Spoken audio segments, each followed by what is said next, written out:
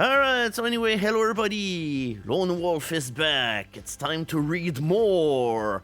So yeah, this time we're tackling Book 8, The Jungle of Horrors. So, yeah, before actually going the story, we might as well have a look at our character because it's been a while and everything, so we probably should have a look. Just real quick. So far, the disciplines that we have mastered is divination, aka the ability to know what people want, what their intentions are, if items are magical or not, if things can communicate by telepathy and all. Curing is the ability to heal ourselves between battle, also the ability to treat combat wounds, illnesses, and all sort of other things. Like, it's actually pretty strong. Psy-screen, the ability to shield our mind from psychic attack, as well then the ability to discern whether things are real or not. Batmanship, the ability to know where the hell you're going. The ability to decipher the meaning of tracks, what they mean, where they're headed, and all of that good stuff. Next is the ability to move items with the power of our mind, and also the ability to resist extreme heats and cold, and because of our higher rank, we also gain the ability to resist nocive gases. So, yep, if someone farted in our face, we will not take any damage. Hell yeah. I have no clue. I unfortunately never played this book. Fighting Fantasy, I'd say I own only like 3 or 4 of these books, but most of the books I had were of the Lone Wolf series. Like, I own the entire Kai and Magna Kai quest, and Grandmaster, I never completed it. Like, I had to actually do this at work lately, so... So now that we're up to speed with what our character is... Story! So yeah, we are Lone Wolf, the last of the Kai Master of Summerlawn and the sole survivor of the massacre that destroyed your kinsmen during a bitter war with your age-old enemies, the Darklord of Hell-gast, and now we have to do the same quest that Sun Eagle, the first of the Kai, did in order to establish the order. We have to obtain the 7 Lorestones of Nixator. We have found 2 of them so far. So now I probably should start from where stuff is brand new. Already your quest has taken you far from your northern homeland. Following in the footsteps of the first Kai Grandmaster, you journeyed to Desi and sought the help of the Elder Magi, the magicians who hated Sun Eagle on his quest long ago. There you learned that one of the 7 Lorestones was still present in their land, hidden deep within the island stronghold known as Khazanud. Castle Death. In the years since Sun Eagle first came to Desi, the fortress of Khazanud had become the abode of a great but evil sorcerer called Zada. The Elder Magi, realizing the danger of Zada's increasing power, attempted to destroy Khazanud, but failed. In desperation, they constructed a prison of energy around the fortress to prevent Zada from ever escaping. Steadily, however, his power grew and the people of Desi lived in fear. Joe is the guy who made the book. The people of Desi lived in fear of the day where he will break free and wreak his vengeance upon them. When you resolve to enter Khazanud to retrieve the Lorestone, the Elder Magi rejoice, for the success of your quest will bring about the destruction of Zada and put an end to the bane that had haunted Desi for hundreds of years. Oh. You survived the perils of Castle Death and emerged triumphant, achieving that which the Elder Magi had believed to be impossible.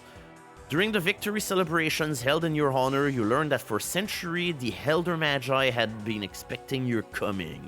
Ugh. An ancient Desi legend tells of the birth and rise to greatness of 2 Kurastakai, sons of the sun. One was named Ikar, which means eagle, the other was called Skarn, which means wolf. A prophecy foretold that the Kurastakai will come from the north to seek the counsel of the Elder Magi in order that they might fulfill a great quest.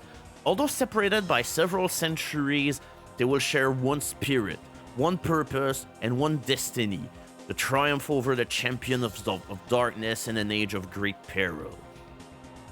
At the Temple of Truth in Elzian, the magnificent capital city of Desi, the Elder Magi prepared you for the next stage of the Magna Chi quest.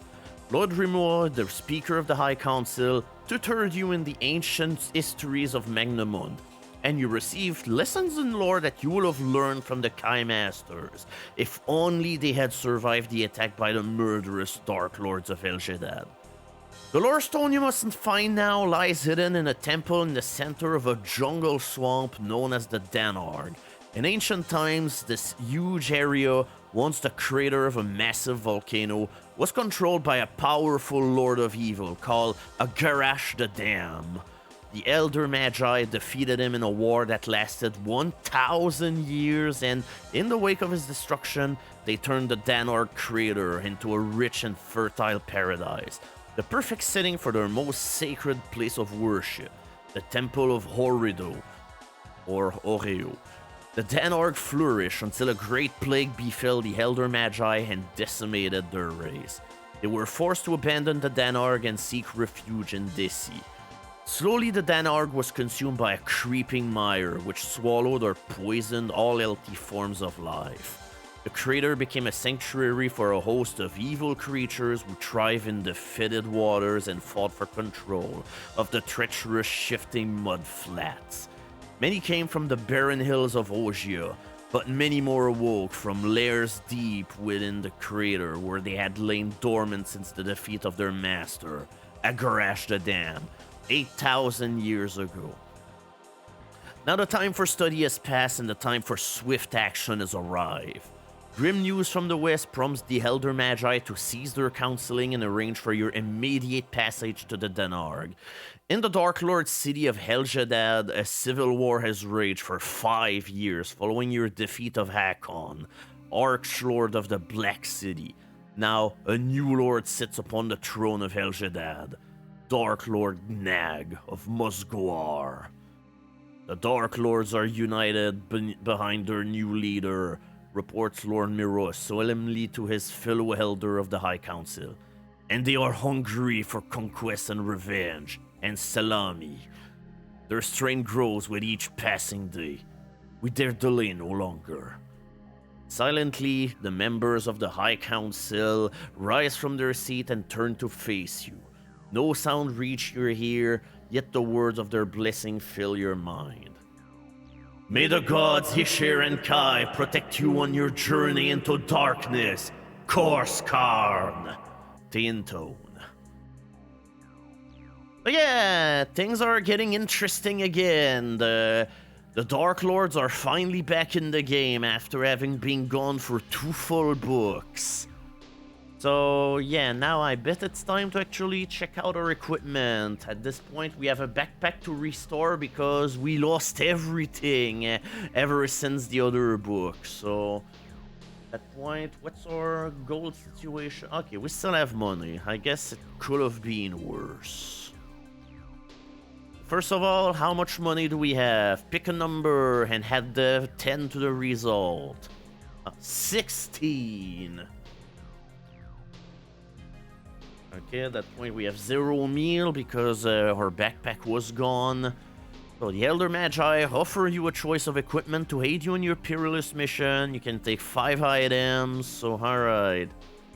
I'd say let's take the quiver with 6 arrows for sure. I'd say that's kind of a given at this point. So 1 item, we can also pick up a rope, a potion of loam spur, a lantern. We don't need a lantern. We already have a fire sphere of Calt, a mace, 3 meals, and fire seeds. So far, we didn't see much use of the fire seeds, but gonna guess we use 1 at some point, because I feel like we took all 3 before the last book. So let's go with the no-brainer for sure at this point. Let's go with the rope. I'd say let's pick also the loam spur potion.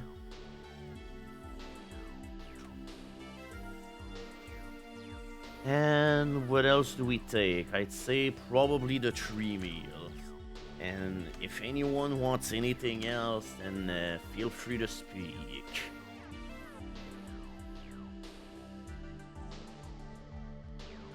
Like, at that point, do we burden our inventory with even more fire seed? I mean, we could get 5. I mean, it's just like...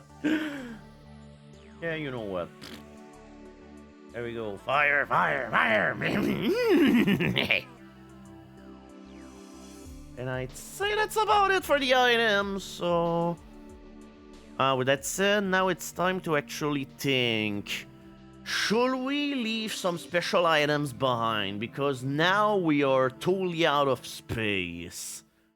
But I'd say on the flip side, if we want to abandon things, we could just drop them on the road and just, you know, be done with it. But in the likelihood that any of these items over here are items that you wouldn't want to bring, but maybe keep for safety, we can totally keep our items with the Elder Magi.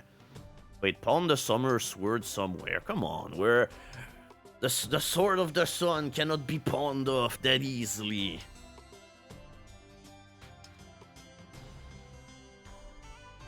Unless that people really want to actually end up doing Lone Wolf the hard way, but I'd say we're probably not ready for this yet, because, hey, keep in mind, the further we advance in the book, yeah, we're definitely... Oh, pawn the Summer Sword sometime. Yeah, we'll get 5 gold crowns for each. The Sword of the Sun. Hell yeah. Yeah, I'd say let's go for stuff that I know for sure we're not gonna need. The power key, that's the thing that we needed to use in order to enter and leave Kazanwood. We're not ever going there again. Gold key, I don't even know what that is, so... Alright, that's already some spot remove at that point. Let's see if we can eventually pawn off the diamond at some point. I guess we'll see. But yeah, hopefully we'll finally get a purpose for the diamond. We've been having one ever since book 3 and we've never done anything with them. It's like they're just here for show. Alright, the quest for the Lorestone. Oh, yeah, Herata. That's because they change a bunch of stuff in order to stay consistent with the books of the other thing. At that point, let me just check out what's the... Oh, where was the thing? Ah. But yeah, Herata is essentially like, hey, the little things that we fix in order to enforce the English language. It's like, replace Swamp Jungle with Jungle Swamp. Like good old technical stuff. Yeah, the quest for the Lorestone of Orido will be fraught with danger, for the temple in which it lies is situated deep within the Danar. Make notes as you progress through the story. They will be of great help in this and future adventures. Many things that you'll find will be of help, some special items will be of use in future books, and other may be red herrings, so be selective in what you decide to keep. Choose your 5 discipline. For a wise choice enables any player to complete the quest no matter how weak his combat skill and endurance point score. Successful completion is, although an advantage, is not essential for the completion of this book. Good luck. You leave Elzian under cover of darkness on a trading ship bound for Garten. It is a trim vessel, lean, proud, and simple in design. One of 1,000 such ships that sail the chain of landlocked seas and lakes dividing the northern and southern continents of Magnamon. Its passage along this great waterway called the Tentarius is unlikely to invite undue attention, and it is for this reason that the Elder Magi have placed you aboard. The nature of your voyage is secret, but you're not alone, for a guide has been chosen to accompany you on your dangerous mission. His name is Paido, a tall, ebony-skinned vaqueros who is a master of the art of battle magic. Among his fellow warriors, he is a high-ranking lord, respected and honored for his bravery and skill on the field of battle. Now, for the mission that lies ahead, he has exchanged his gold and scarlet robes for the clothes of a commoner, a roving adventurer with a sword for hire. It is a disguise you two have adopted to veil your true identity on the long voyage to the land of Telestria, where a rendezvous with royalty awaits you. You sail westward, a benevolent wind filling the triangular sail and skimming the ship across the still blue water. The hull seems to slide over the surface of the water rather than cut its way through, and you cannot help but wonder if Paido has conjured some magic to speed your passage. Your first port of call is the city of Talon, where food stocks and fresh water are replenished. Then the voyage continues along the 10th areas to the port of Orello, the last stopping place before your ship-bound journey ends at Garten, crown capital of Telestria. It is an hour past midnight when you dock at Varnus Harbor in Garten, a sprawling network of quays and cracked stone jetties that shelter great fleets of merchant, traders, and Dao? What the heck is that word? Silently like a shadow, you disembark and follow Paido through the twisting harbor streets, slowly climbing the steep stairs that connect one level of Garten to the next. Rusty lantern cast pool of yellow light beneath the timbered balcony, illuminating the stalls of merchants and vendors who will haggle, brag, and barter in the crowded street till dawn. Paido halts as a high shut door and raps the grill with the hilt of his blue steel sword. A man's face appears, stern and handsome, with smooth dark hair and keen, intelligent eyes. A smile of recognition softens his lordly feature when he sees Paido. In an instant, the door swings open and you're ushered inside. The man's name is Adamus, Lord Constable of the Royal Citadel, protector and cousin of Queen Yvain of Telestria. For centuries, a strong bond of friendship existed between the royal household and the magician of Desi, and when called upon by the Elder Magi to help you in your quest, Queen Yvain pledged her support without hesitation. She has volunteered the service of Lord Adamus, who is to ensure your safe and unhindered passage through Telestria to the borders of the Danar. At dawn, after snatching a few hours' sleep, you are taken by a coach to the East City Wharf, where an empty corn barge is waiting to ferry you upriver. Haulage is provided by 8 large Gorkas, hairy ox-like creatures from the plain of Slovia, which are harnessed to the barge by chains. They lumber along the cobbled tow path, Latin rigged ship with 1 or 2 masts used chiefly in the Arabian region. Ooh, thank you very much. They lumber along the cobbled tow path, continually kept in line by the stinging lash of the barge owner's Zolhide whip. The next day, the barge arrives at a small river village called Lona, where a detachment of Lord Adamus cavalry, resplendent in surcoats of scarlet and grey, provide you with horses for the cross-country journey to the fortified city of Fona. Ill news greet you in Fona, the city of Triple Tower. Zagron, warlord of Danar, ruler of the barren islands of Ogia, has amassed an army of Dracarim warriors. 3 days ago, they attacked the border town of Lukos to the north. The Telestrian garrison put up a brave and spirited defense, but they were hopelessly outnumbered by the bloodthirsty Ogian horde that drove through the perimeter wall with battering rams and engines of war. The Dracarim razed Lukos to the ground, and only a handful of survivors escaped to tell of the dreadful battle. The situation is grave, reports Lord Adamus on returning from an emergency conclave on his fellow Telestrian knights. For decades, Zegron and his minions have raided our northern territories, but never before with such determination and strength. We must mobilize our army for war, for it is war that Ojo has invited by its unforgivable attack on Lukos.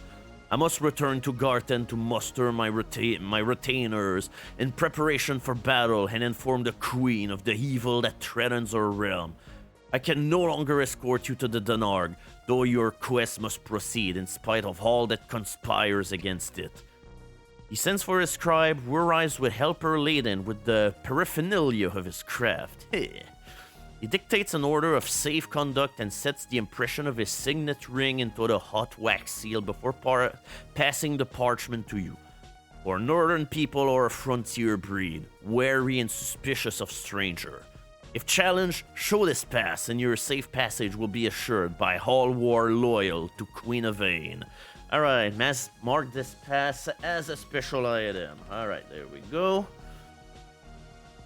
Early next morning, Lord Adamus accompanies you and Pydo to the main square of Fauna. It is from here that your quest begins. The first leg of your journey to the Danar will take you north to the town of Taro, which nestles in the fertile uplands of Telestria. There are two ways of reaching the town. You can travel by road, or you can take a barge along the river Foen. Consult the map before deciding which decision to take. Alright, hold on a second. Whoa. Wait, are my shortcuts no longer working? I have the feeling they're broken. Boop, boop, boop, boop, boop. Like, I thought that I re-enabled everything. Oh, or unless... Is the cap look in the way? Ah, that's why. So, yep, anyway, here's our map. The Danar Swamp. Essentially, we are here, and our destination is over there. So, yeah, essentially the choice is kind of a no-brainer because our picks are essentially just go by a road over there, or take the barge that goes here and then over there. So, it all boils down to only one thing. Do you want to travel by boat or by horse? Also, no, that's not the entire quest. It's like, remember, our ultimate quest lies over there in the Danarg, the place of death and destruction. But here we just have the First League. So, alright, take your pick. It's time to choose. Do we travel by boat or by horse? Alright, boat, boat, boat, boat, boat. Go barging.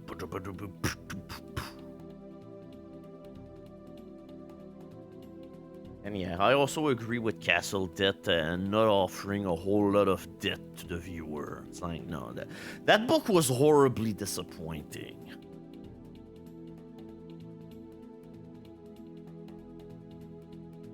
Yeah, make the horse pull the boat. Okay, so far I'd say the consensus is boat, unless someone really wants to go by land. I have the feeling that our journey is gonna take us through boat.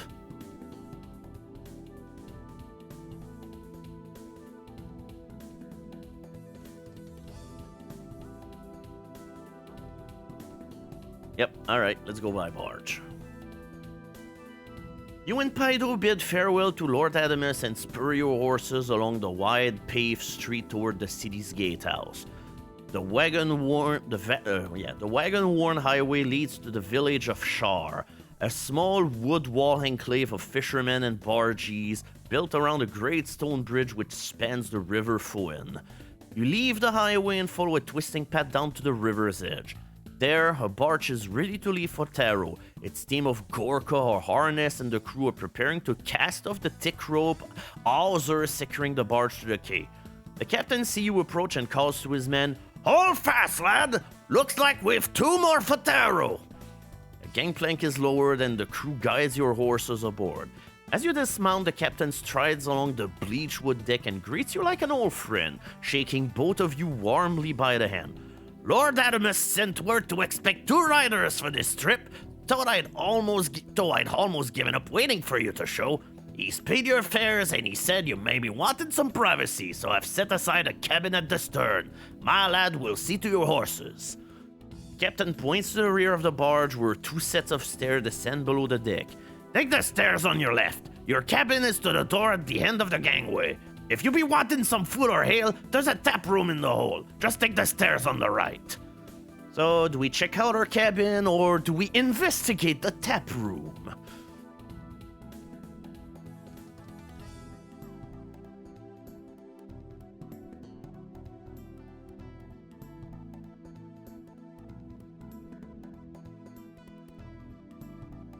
We always go for the tap room.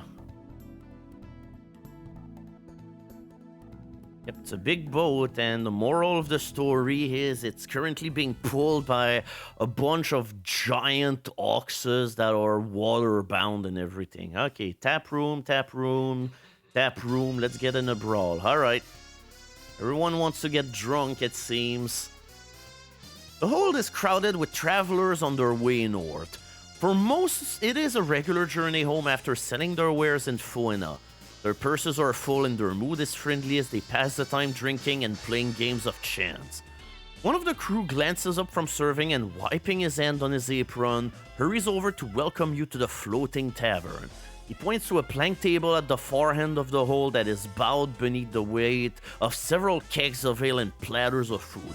He asks if you will care for some refreshment. 2 jugs of ale, replies Paido, reaching for his pouch of crown. Certainly, sir, replies the barge in a servile tone. I have 3 fine ales to delight your palates. Farina Nog, Chai Cheer, and Boar Brew. Paido chooses a jug of Farina Nog. Which ale will you choose? Farina Nog, Chai Cheer, or Boar Brew?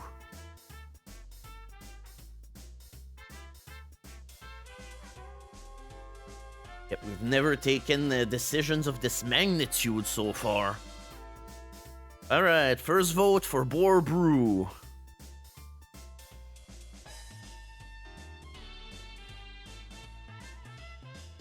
Okay, chai sounds like a wimpy drink, but what is a man's drink? Alright, second vote for Boar Brew, 1 vote for Farina.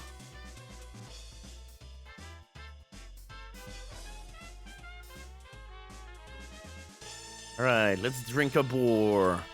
Alright, 3 for boar, 1 for Farina.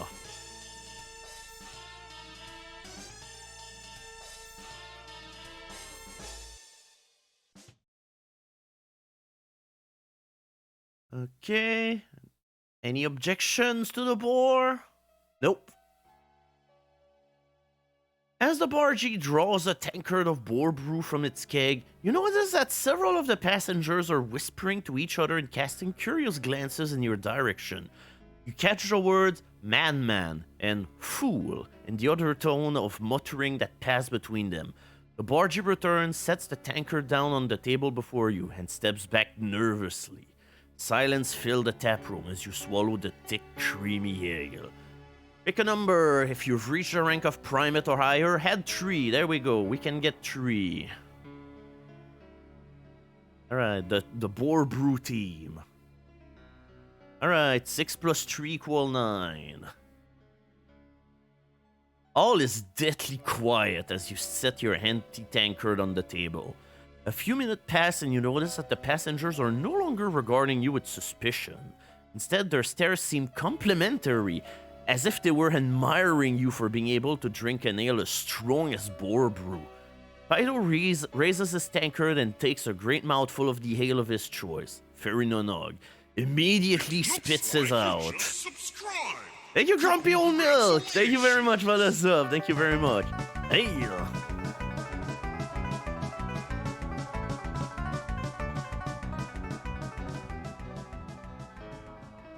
Alright, immediately he spits it out, wiping away its insipid taste on the back of his hand. Bilge juice! He splutters, slamming down his mug. You should be a sight more careful where you empty your mouth, stranger. Growls a man seated to your right. He bends down and picks up his pointed steel helmet.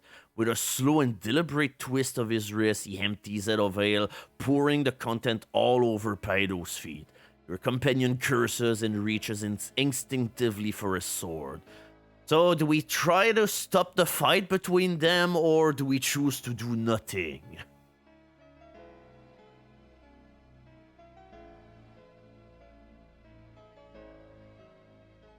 Okay, 1 vote for stopping the fight.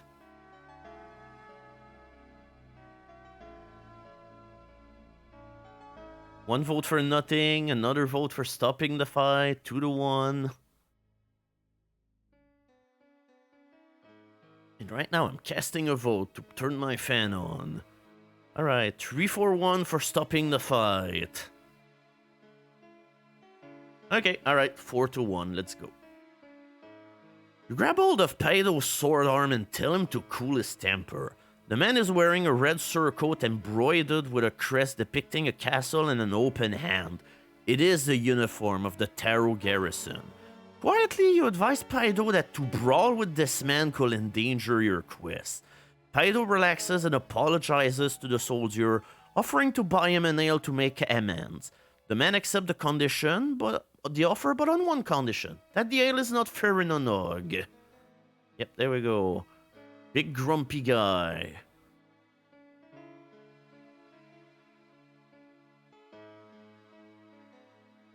The bargee brings a round of chai cheer to your table, and you drink to the health of Queen Evane of Telestria. The mood soon becomes much friendlier, and you learn that the soldier, whose name is Trust, is on his way back to his post at the Taro garrison after enjoying a week's leave with his family in Foina. As you drink your ale, the sound of applause rises above the hubbub of conversation. An elderly man, tall and distinguished looking, walks slowly to the center of the floor and bows to his audience. His pale face and silver gray hair are a stark contrast to his richly embroidered robes of crimson and gold. He smiles warmly and introduces himself as Count Conundrum, the Prince of Puzzles. For your amusement, he will pose some brain-twisting conundrums. So confident is he that none will be able to answer his riddle correctly that he's offering 20 loon to anyone who can prove him wrong. A hush descends as the passenger awaits his first puzzle. Hold on a second, I need the old guy voice. If 1.5 geese lay 1.5 eggs in 1.5 days, how many eggs will 3 geese lay in 8 days? If only it was 20 raving loons. So, Hara, do you know the answer to this? If so, turn to the entry with the same number as the answer. Oh, alright, we've got to vote for 24. Like, I leave like 1 or 2 minutes for people to try and figure it out. Warning, it's algebra, and me and algebra sit very poorly together. I suck at math, and therefore I suck at these riddles.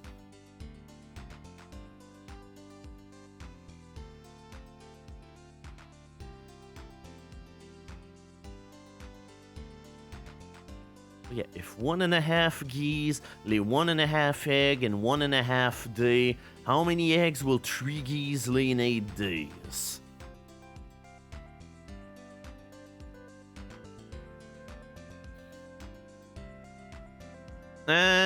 Spoiler alert, it's not 69.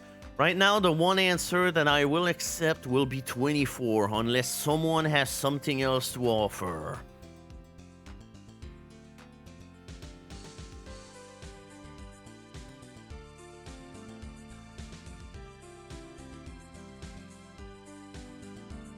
Oh, a vote for 9. 8. Okay, wait, no. Oh. Oh, 16.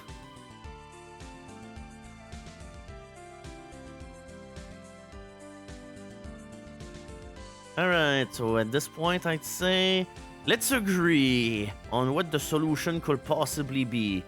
Oh, 2 vote for 16.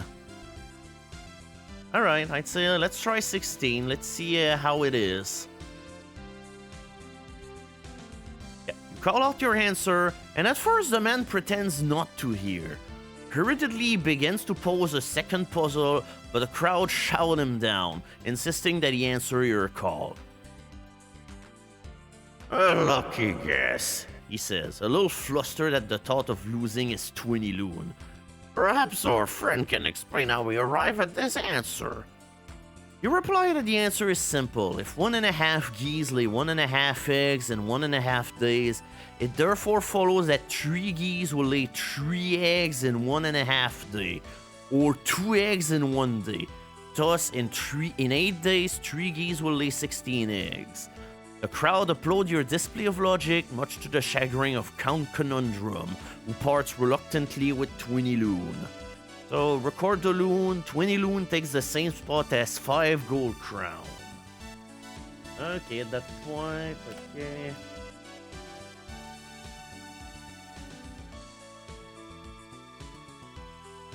that point, we'll have to separate our money. Alright, there we go.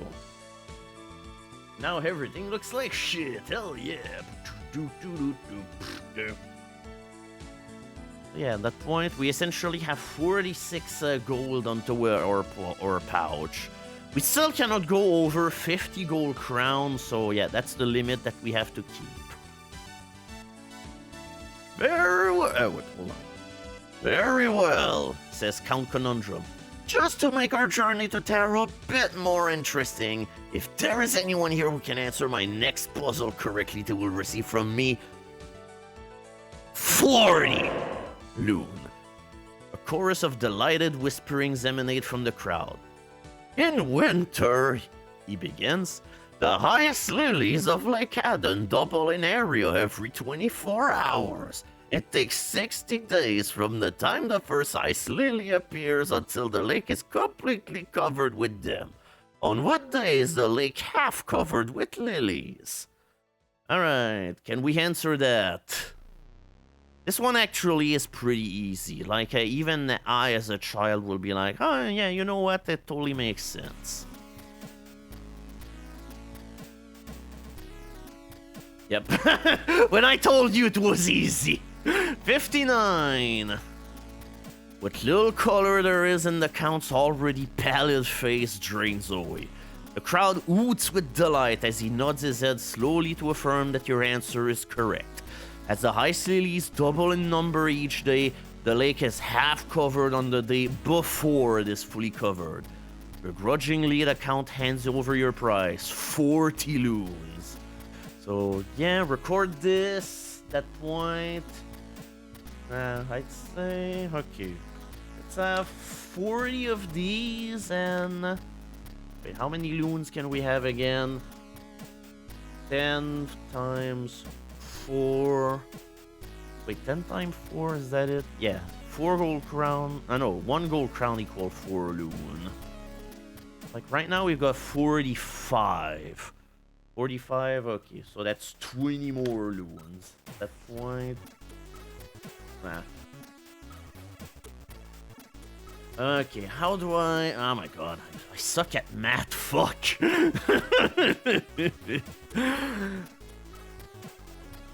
60 loon is essentially... Wait, how much is it?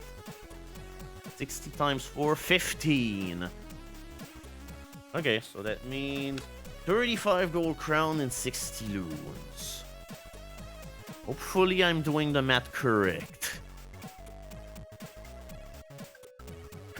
Okay. Yeah, hold on. I'm gonna put the conversion rate beside. And finally, for my last puzzle, I offer this beautiful treasure, he says as he draws a small silver box inlaid with pearls from the pocket of his robe. This priceless artifact was stolen from the treasure hoard of Valborg the Enchanter, he exclaims. On hearing this wondrous revelation, the tap room comes alive with excited chatter. You're inclined to disbelieve the tale of the box's origin, but nevertheless, it is a beautiful object and is undoubtedly worth at least 100 loon, perhaps more. Silence descends on the hold as all await the Count's final puzzle. When I was last in the market of Garten, the Count began. I asked an egg trader how many eggs he had sold that day. He replied, My first customer said that he would buy half my eggs and half a egg more. My second and third customers said exactly the same thing.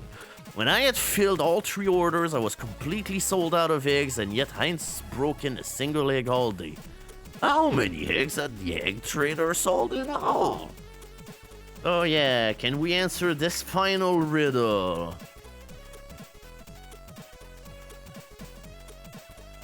So yeah, it's half my eggs and half a egg more.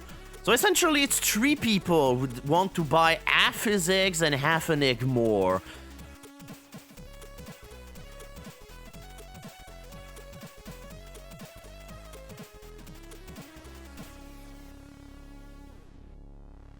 Okay, so far we got...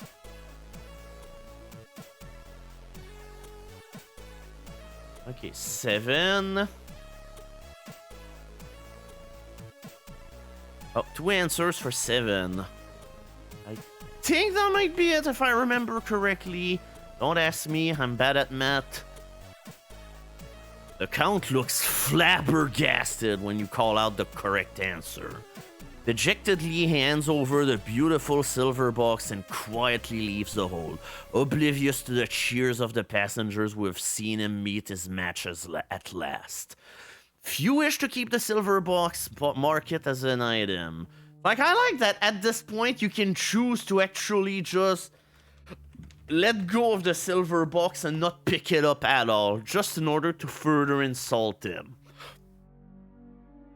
It's like, eee.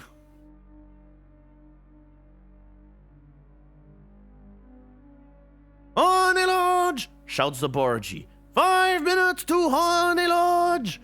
A group of farmers near you gather up their belongings, say farewell to their traveling companion, and begin climbing the taproom stairs as the barge slows to a halt.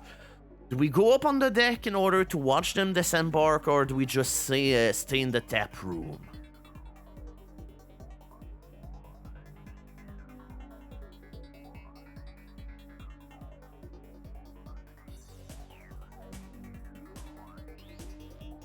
Alright, never leave the bar.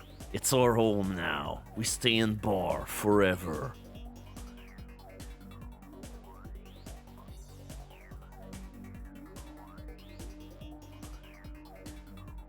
Alright, do anyone want to actually check the people disembark, or do we actually stay in bar land?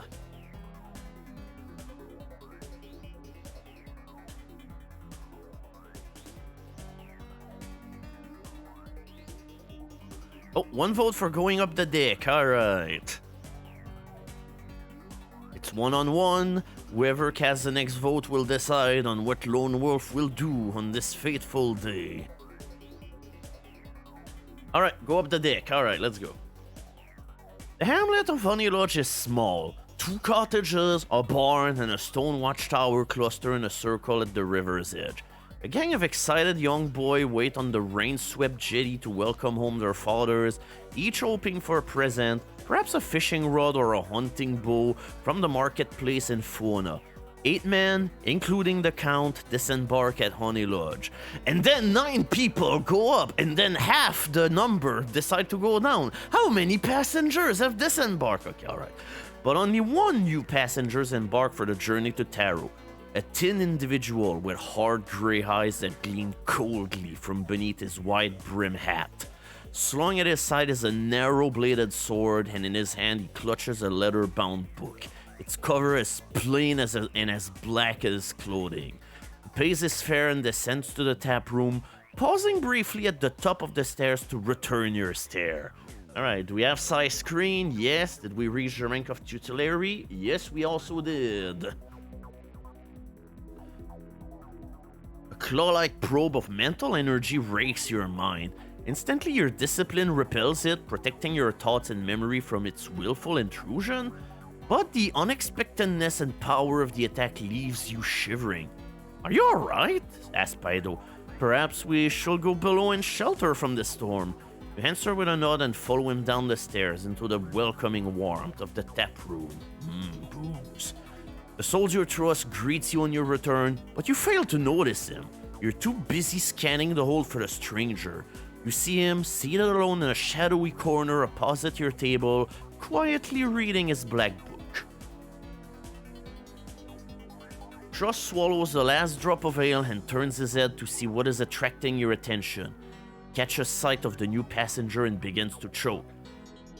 By the stars! He hisses. It's him! It's Kazor, the necromancer! Pulls a crumpled scroll from within his tunic and unfurls it on the table. On this is a picture of a man's face. The cruel features bear an uncanny resemblance to those of the stranger. Beneath the picture you read, Notice of Death, Kazor the Necromancer, renegade shaman of Mogaruit, leader of the forbidden sect of Dazud School.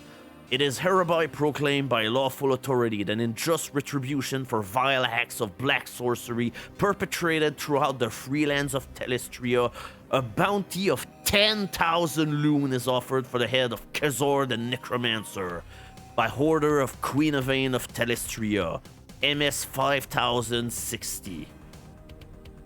This could be our chance to make a fortune, whispers Trust. Help me take him, and we'll split the reward. Agreed.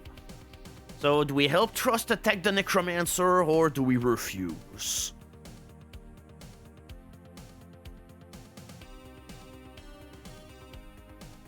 Alright, he mind probe you, he deserves it.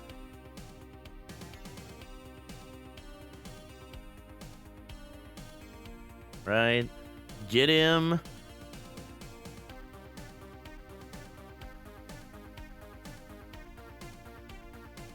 Okay, 1, 2. Okay, 3 votes for attack, 2 for refuse. Oh, 3 for refuse. Oh, it's a tie.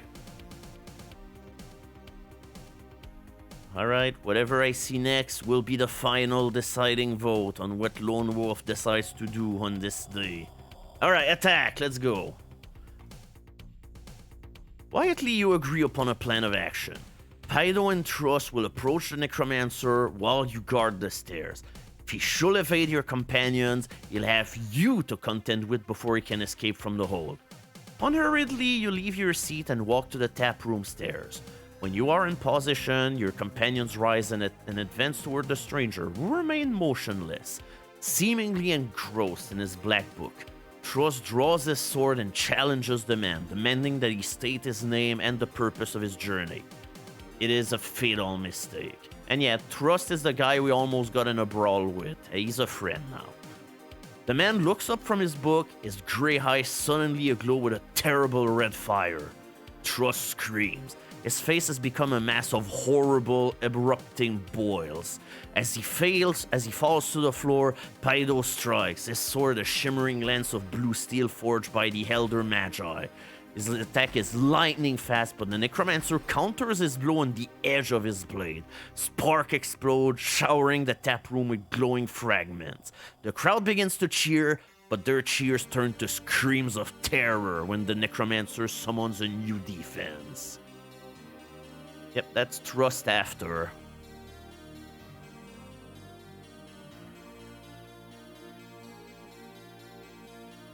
A horde of huge black spiders carpet the floor, their bulbous bellies crouch on hairy angular legs. In a sudden rush, they scuttle toward Pydo, their eyes glinting and their mandibles gaping wide. Alright, do we wish to use our bow, or do we choose to not use it?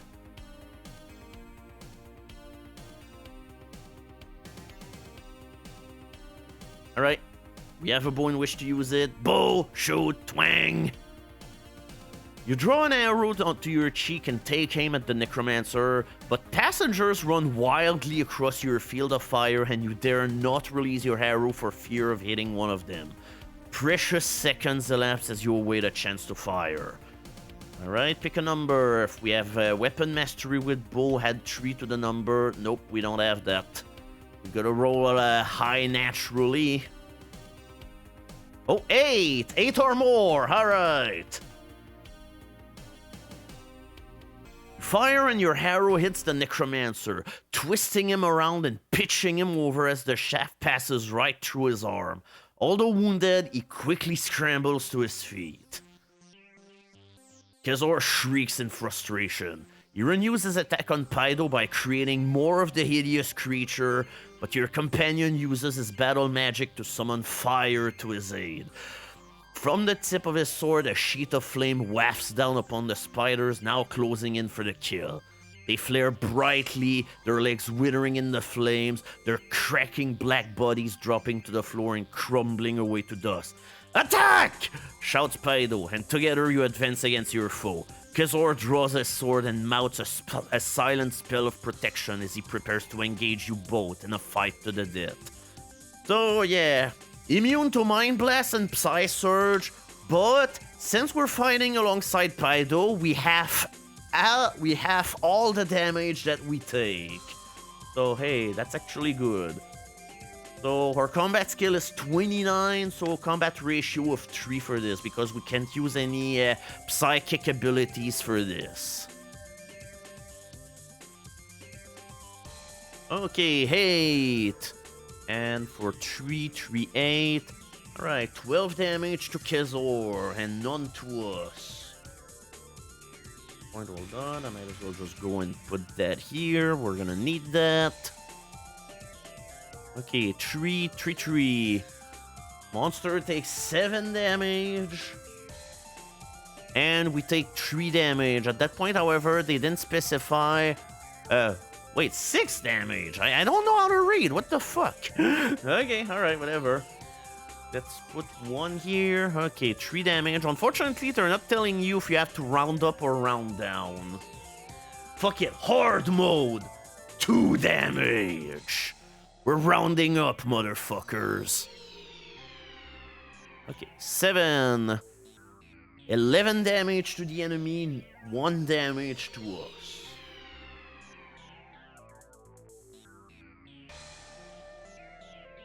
Oh, 0! 16 damage, the enemy is dead. And we only took 3 damage.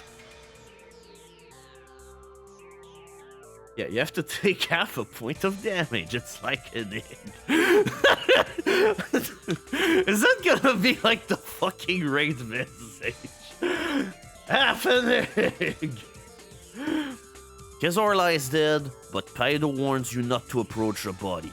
I've heard tell that these priests of evil can awaken after death to avenge themselves.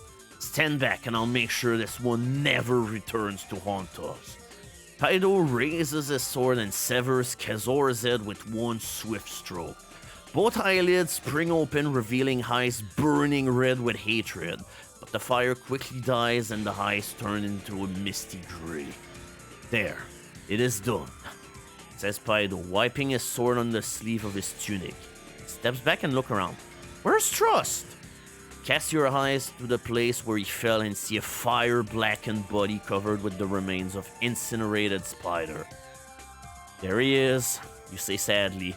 Paido takes a blanket from his backpack and drapes it over the corpse before reciting the words of the Knurla, a Vekaro's prayer for those who have fallen in battle. In the name of the gods, what's happened here? Thunders the captain as he hurries down the taproom stairs. A crowd of passengers huddle in his wake, frightened but curious to discover the outcome of the fight that have devastated the hold. I'll see you pay for this, he blusters. It'll cost hundreds of loon to fix this damage. Pay up now, or I'll take it out of your hides. Paido snatches the cloth from a nearby table and scoops up the head of Kazor, wrapping and tying it up tightly with cord. He tosses this gruesome package to the captain together with the notice of death that lies beside Trust's scorched body. They'll pay for the damage, Captain, says Paido, and be sure that the balance goes to the family of this brave soldier, or we'll take it out of your hide. As the captain reads the scroll, a wry grin spreads slowly across his weather-worn face. So, Kazor met his doom aboard my barge, he says doubtfully. Maybe I'll leave the hole just as it is. There's plenty of folk will pay to see the place where this rogue ended his days. The captain orders his crew to prepare the corpses for burial, and as the bargees carry away Kazor's remains, you notice his black book lying on the table. Do we have divination and the rank of tutelary? Yep, we do. You sense that the book contains detail of acts and ritual that are wholly evil. It is an unholy book, but one which is not protected by a curse or a trap. So, do we check out the book now that we know it is safe to do so, or do we choose to not look at it?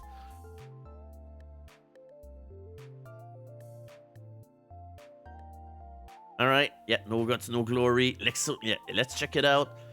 Cautiously, you open the black book. The pages are made of metal, as thin and flexible as silk-weave parchment. Complex words and symbols are etched into its shiny surface with an ink that shimmers like sunlight on the sea. The strange designs are unlike any you have ever seen before, but you sense they are wholly evil. You're about to discard the book when you notice something tucked into the spine. It is a tiny scroll of parchment. You unfurl it and your pulse quickens, for it contains a message written in Gyak, the language used by servants of the Darklords.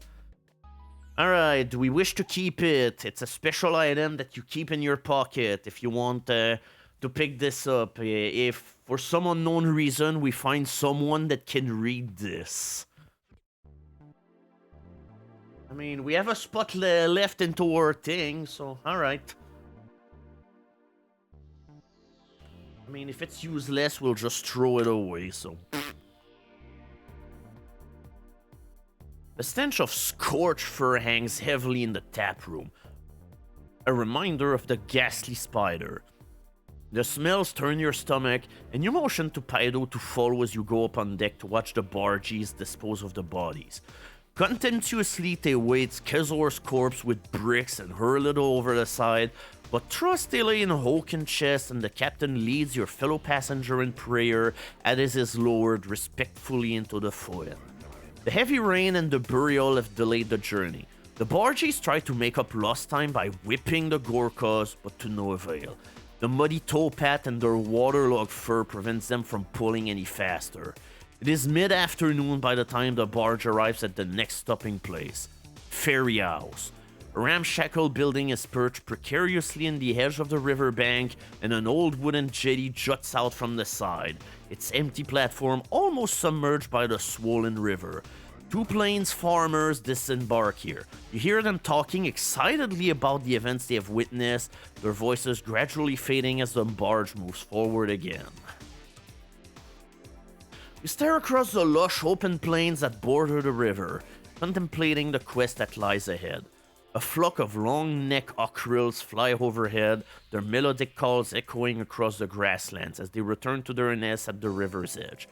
Pydo sits silently beside you at the prow, his thoughts, like yours, on the perils of the Danar that have yet to be faced. The sun is low in the sky when you catch sight of Taro, its mud-colored wall, thick, high, and crenellated, dominating the hill on which it was built centuries ago. The barge passes beneath a stout wooden bridge supported by rough-hewn pillars of stone along a canal running parallel to the river, and draws to a halt before two massive metal-bound doors which span the waterway. You collect your horses and disembark with the other mounted passengers, riding in line toward the fortified town gate. At first you're turned away by the guards, but when you show your pass, signed and sealed by Lord Adamus, you're both ushered to the front of the queue and saluted like lords as you ride through the archway and into the square beyond. 3 streets converge at the Rivergate Square: Copperpiece Lane, Globe Walk, and Flagon Alley. So where do we go? West onto Copperpiece Lane, north into Globe Walk, or northwest to Flagon Alley?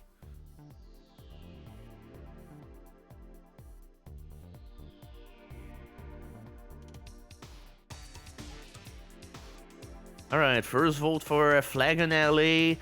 Oh, second vote for Flagon Alley. 1 for Globe Walk. Oh, 3 votes for Globe Walk. Oh my goodness. The Globes are out with a vengeance. I don't know. We're at Taro. We'll figure out where to go next. Alright, let's go to Globe Walk, I guess.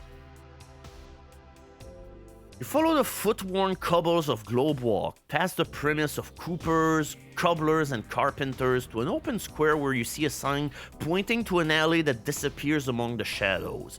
Ahead, the streets continue, flanked by shops and the town's perimeter wall. Do we continue along the street, or do we go in the alley?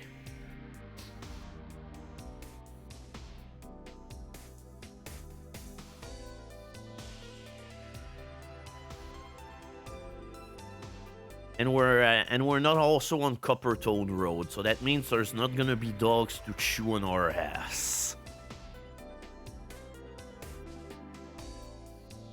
Alright. 2 votes for Dark Alley, 2 for Street.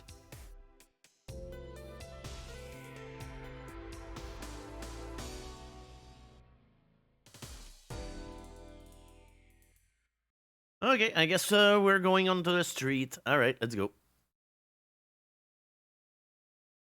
Yep, street. Be sensible. Yep, that's what we did.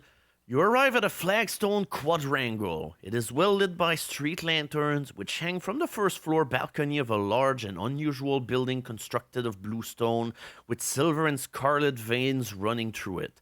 The bricks have been polished to give a mirror-like shine.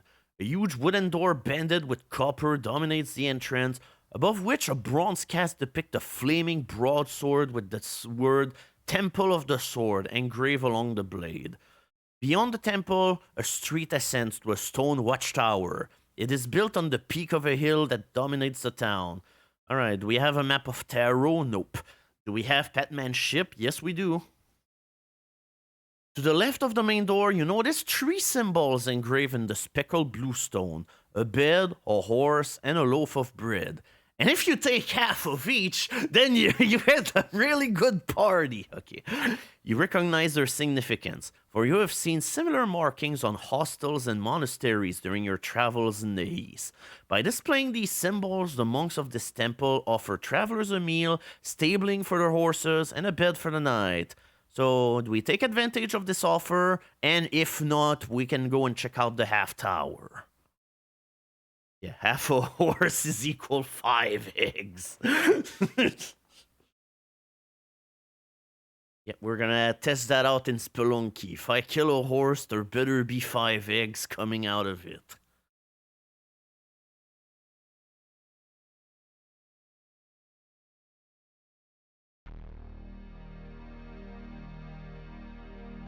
Okay, so alright, 1 vote for tower, 1 for monk.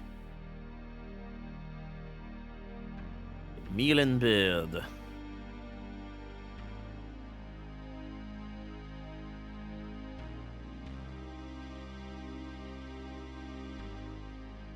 And, oh, alright, the vote stays tied.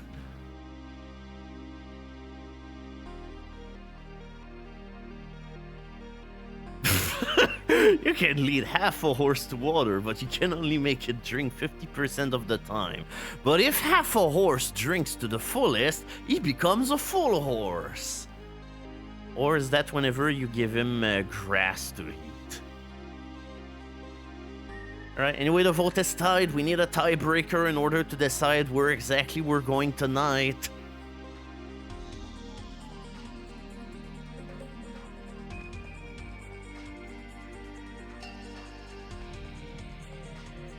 Go explore. Okay, at that point, I guess that means let's go check out the watchtower.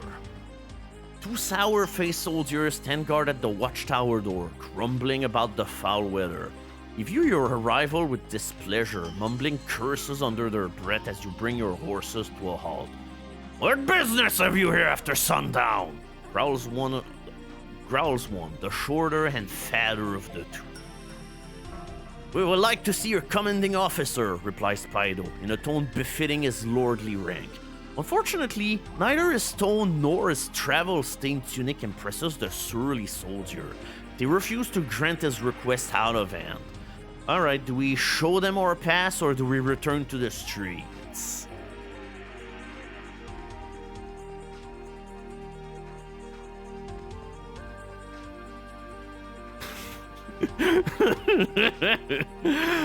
I'm loving the horse philosophy going on right now in the chat, by the way.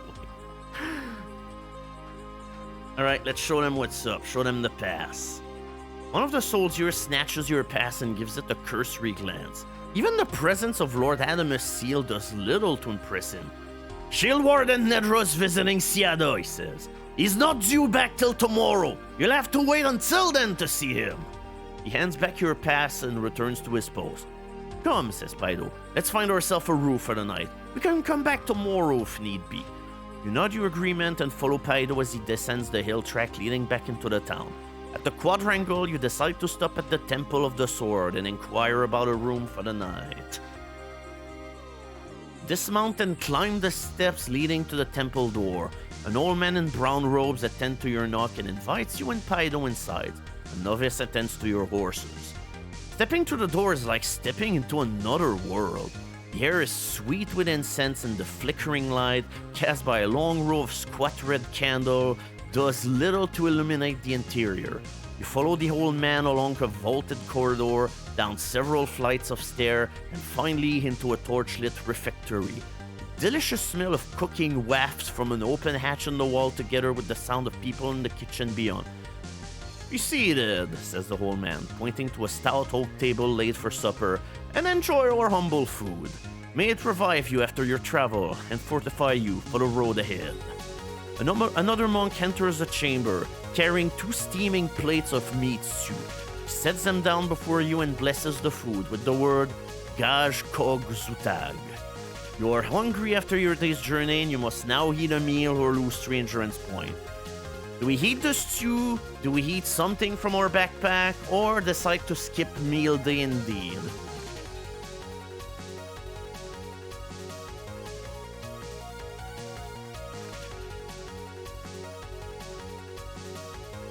Alright, 1 vote for heating the stew. Alright. 3 votes for heating the stew. I don't know the blessing, but I'll tell you afterward. Yo, for the monk half 1.5 day worth of horse.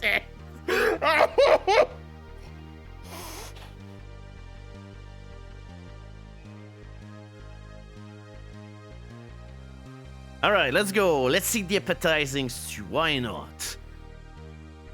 The stew tastes as delicious, as good as it smells, and you both make short work of your meal. The monks smile and nod their heads approvingly. Come, the dean wishes to see you before you retire, says one, motioning you to follow as they leave the refectory. The dean's chamber is a dome, hexagonal room hung with tapestries depicting strange and grotesque creatures. Numerous plinths stand upon the richly carpeted floor, each supporting large bowls filled to the brim with a silvery liquid. A gust of air disturbs the tapestry on the far wall. A second later, it is moved aside to reveal an elderly man in a hooded black robe. Have they eaten? He asks, his voice strangely cold and monotonal. Yes, master, the monks reply with one voice. Good, he says, stepping closer. Leave us. The monks depart, clicking the door shut behind them. Gradually, the light in the chamber grows dimmer. Alright, divination. You are in the presence of great evil. Your skin prickles and your blood runs cold as you recoil at this sudden realization. But alarm soon turns to fear as a new threat begins to manifest itself. Your futile quest is over, mortal, says the hooded man, his emotionless voice like a spike stabbing at your mind. Instinctively, you reach your weapon, but your hand begins to shake. You cannot control your fingers. You glance at Paido to see that he too is shivering uncontrollably. Suddenly, a wave of pain tears at your stomach and your legs buckle.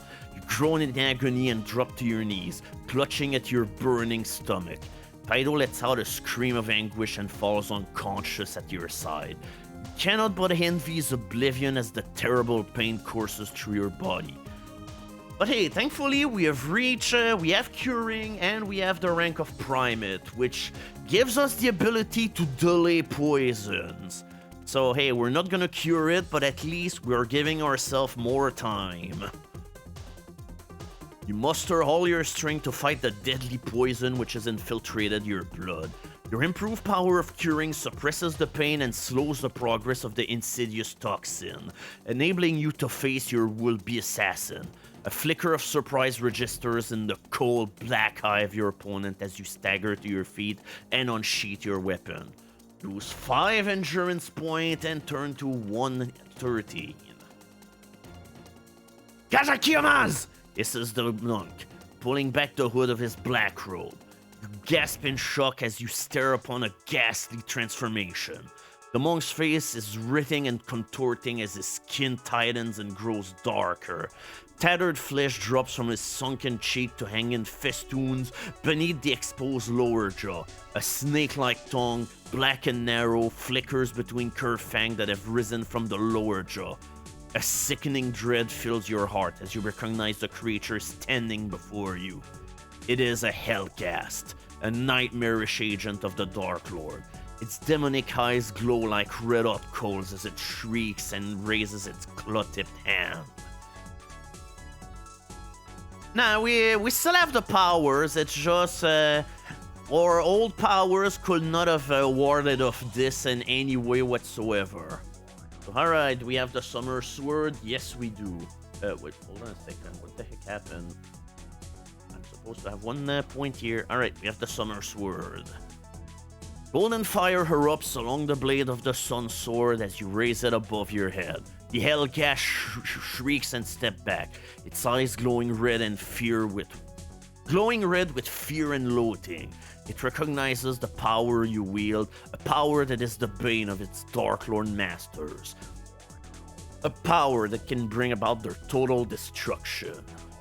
So alright, immune to Mind Blast but not Size Surge. Unless we have Size Screen, we lose 2 HP per round.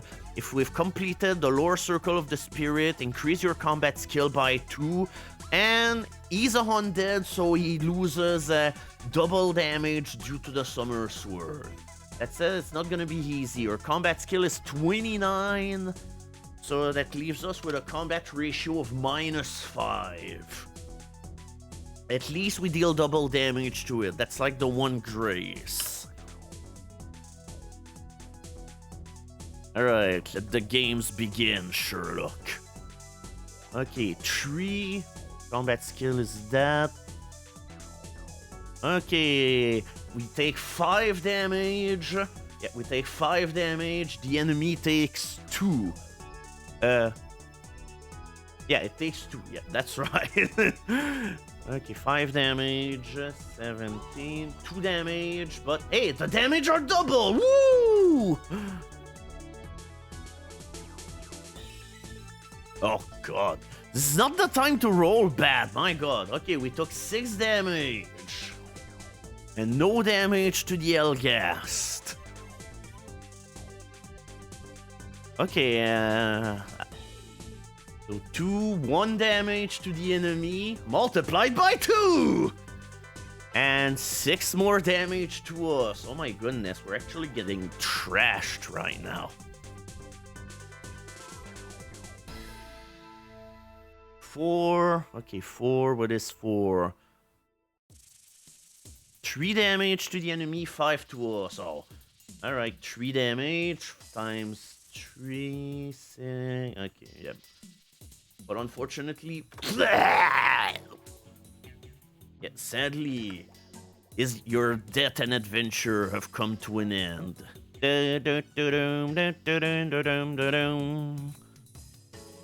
So now the question is, now that we know what lies ahead, do you want to come back to the dinner scenario and try to pick another scenario? Or do we persevere and try to do this fight?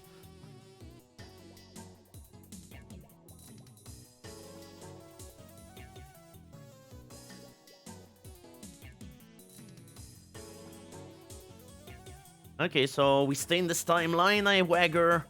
Alright, let's try again. Like, earlier in the fight against Kazor, we rolled abnormally high, and now we just ran abnormally low. It's like, my god. That was shitty-ass rolling if I've seen it. Okay, there we go. This is more like it.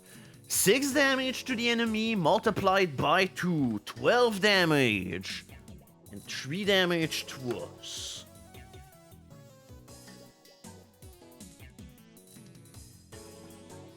Okay, 3. 2 damage to the enemy. Hey, that means 4. 5 damage to us.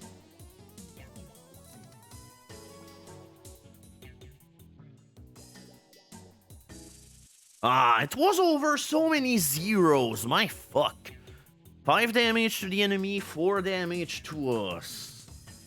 So 10 damage to the enemy.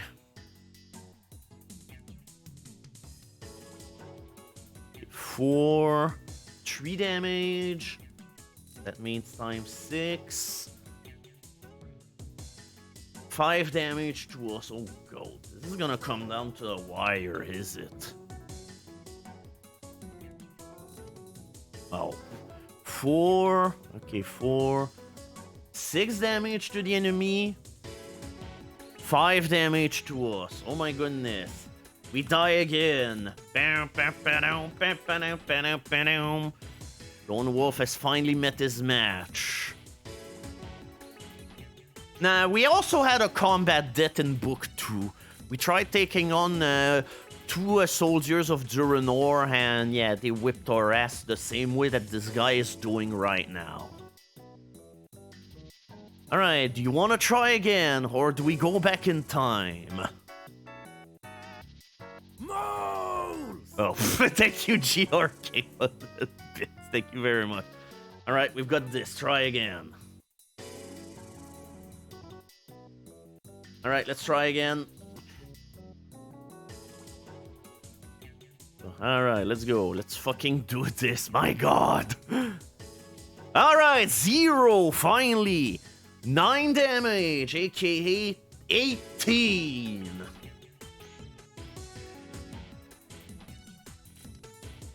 Oh my god, where were these rolls earlier? 16 damage to the Hell-gast.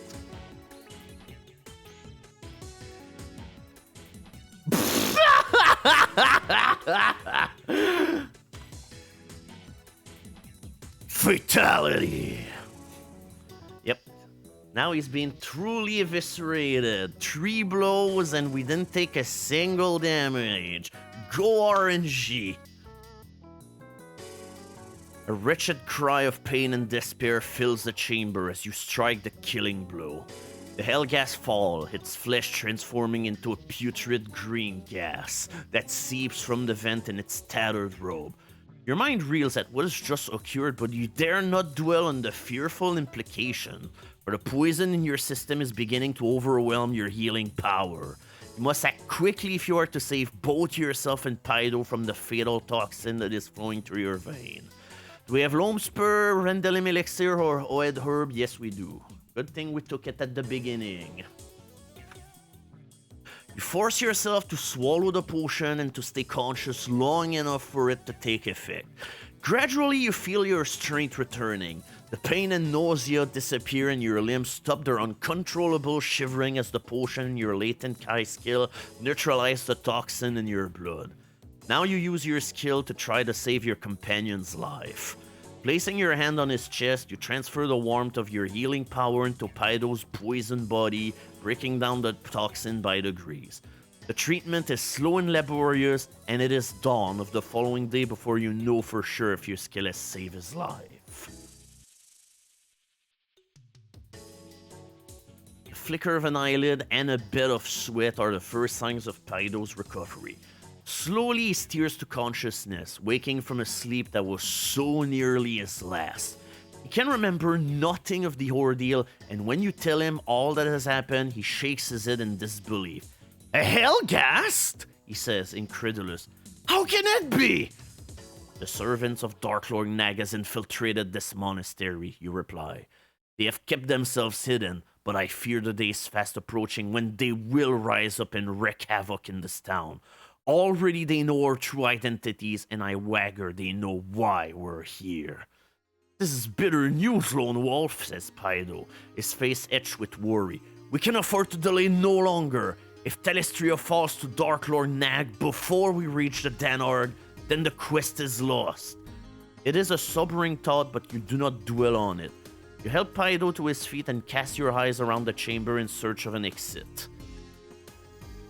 Oh yeah, also you remember how your food was blessed, by the way? I actually took the time in order to do the research and check out what this means, because it's a saying that was all said in Gyak, aka the tongue of the Darklords, and it essentially just means die in pain. Yep, they are very classy and very cultured fellows. And also, I'm gonna offer you another spoiler. If we didn't get poisoned, ironically enough, the fight will be harder, which doesn't even make sense. One of the bowls begin to emit a faint humming sound. The surface of its silvery liquid swirls and glows brighter, casting a phosphorescent light onto the dome ceiling. The sparkling mist slowly clears and a strange image takes shape, condensing and forming into something wholly alien, something that resembles the head of a monstrous fly. Its great multifaceted eyes stare down at you, gleaming darkly with black fire, like 2 clusters of evil jewels. Yep, here's the thing that we're totally seeing right now.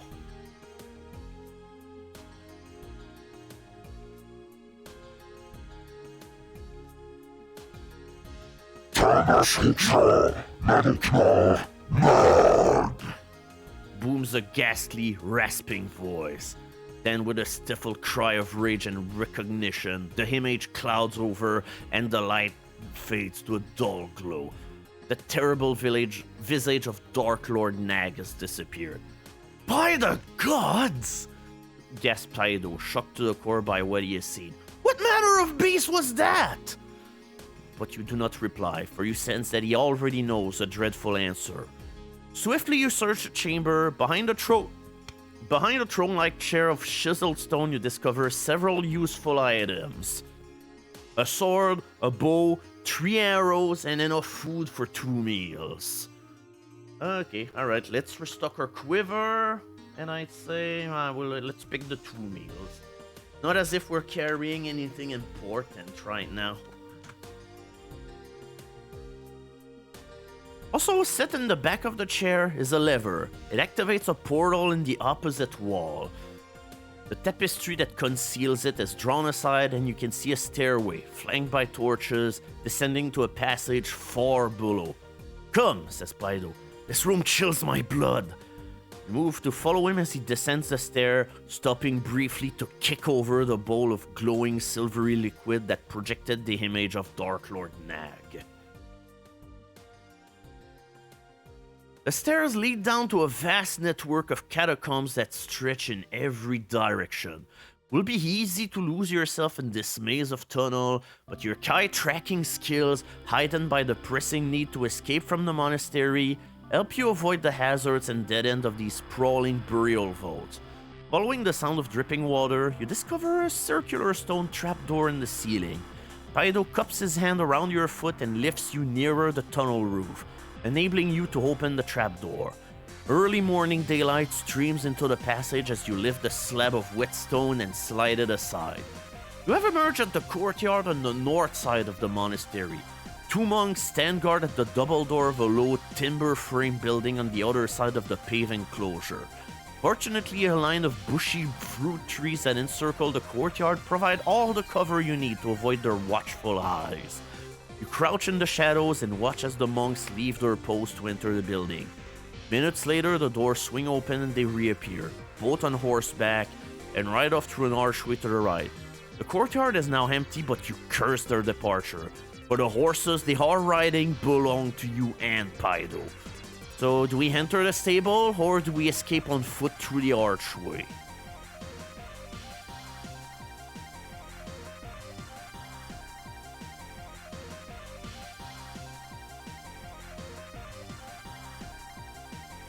Alright, 1 vote for stable.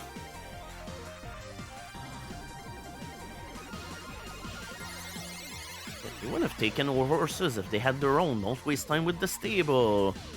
But still, 3 votes for the stable and 1 for escaping on foot.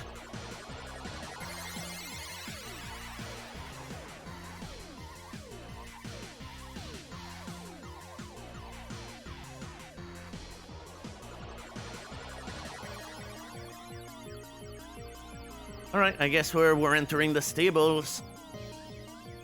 The stable is full of fine horses, all of them as sound as sturdy as the mount given to you by Lord Adamus. Pydo acts as lookout while you saddle up 2 black stallions, who are making the final adjustment to their bridles when Pydo hisses a warning. 4 monks coming this way! You mount your fresh steeds and gallop out of the stable, scattering the startled monk, who had just reached the door.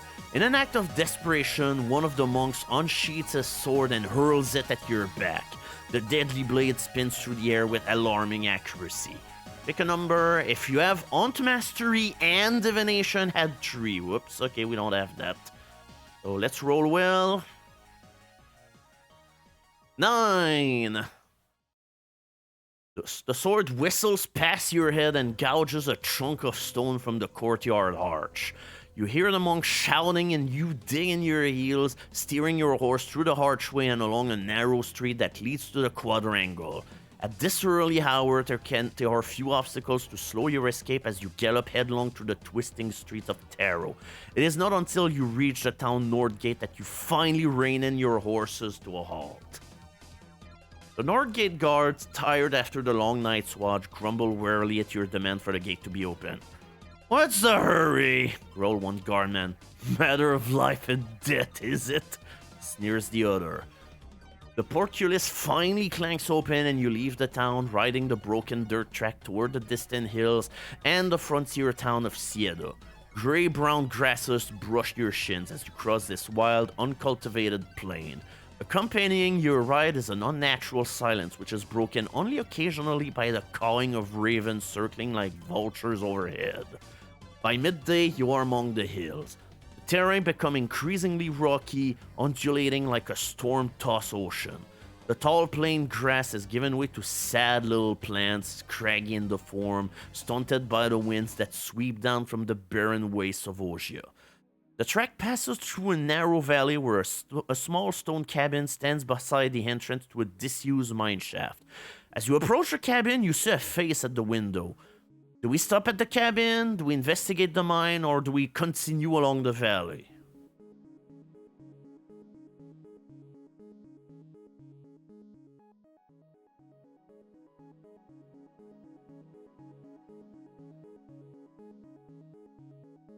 Sorry, it's their problem now, not ours.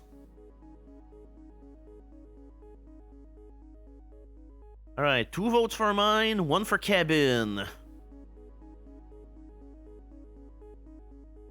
Okay, second vote for cabin, 2 for 2. Okay, alright, let's check the cabin. You peer through the tiny circular window where you saw the face, but the gloomy interior looks deserted. The stone cabin consists of 2 rooms, one at the front, one at the rear. "Anyone at home?" call in a friendly voice, but you receive no reply.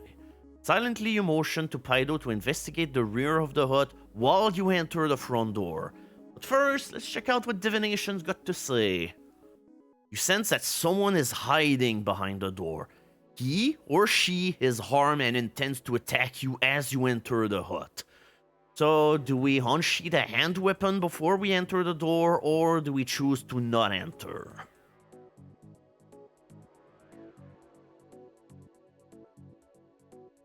Alright, unsheath.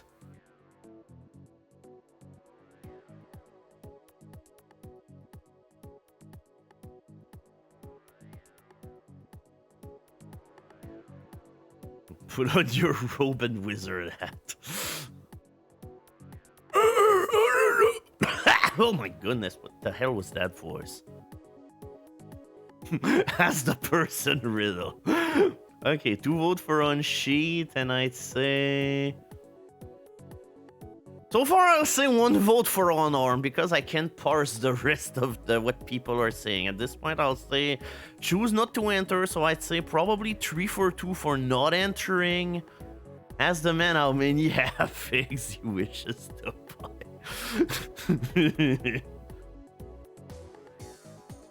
Alright, whatever. I don't understand what's going on anymore, and I say, to arms! You push open the door and step inside, your weapon poised to counter any sudden attack. The door slams shut and a scar-faced rogue leaps out of the shadows and attacks you with a pickaxe angle. Yep, there we go, what a lovely guy. Alright, with that said, good news. This fight is 1,000,000 times easier than the other one.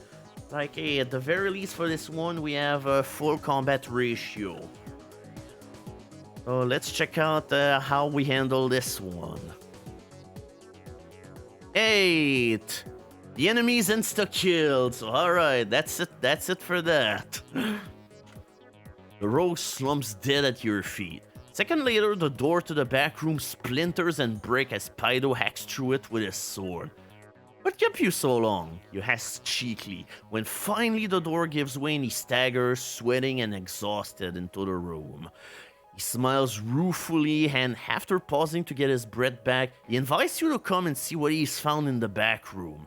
Small sacks, each filled with nuggets of silver, are stacked in a huge mound that reaches almost to the ceiling. No wonder he fought so desperately, you say, staring at this hoard of treasure. There's enough silver here to pay a king's ransom. So, alright, you may take some treasure before you leave. Each sack of silver counts as a pack item. Alright. It turns out we have exactly one spot left. Alright, sack of silver. Unless that people want to throw away meals in order to get sack of silver. Replace all item with silver. Alright, let's ditch 2 meals. Why not?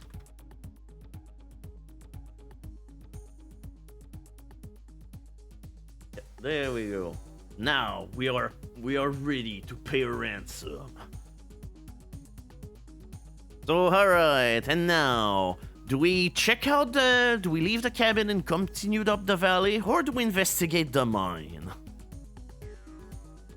Yeah, we're gonna eat. We're gonna buy so many half eggs now. Yep, we are now the rich guy. We have a full pouch of money and we're loaded to the brim with silver. Alright, down the mine with us. 1 vote for Valley.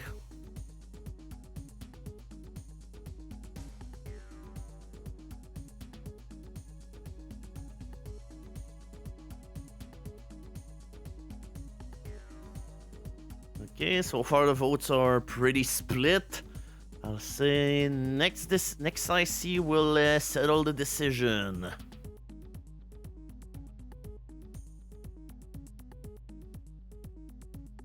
Okay, alright. Looks like Valley is winning. Volley to the valley. Boop, boop, boom. The track continues along the rock-strewn valley floor through a thicket of stunted trees and climbs slowly toward a ridge of hills, their peaks worn smooth by countless years of wind and harsh weather. You stop briefly at a babbling stream to allow your horses to drink, and your rumbling stomach reminds that you're hungry and in need of food. Alright, we must now eat a meal.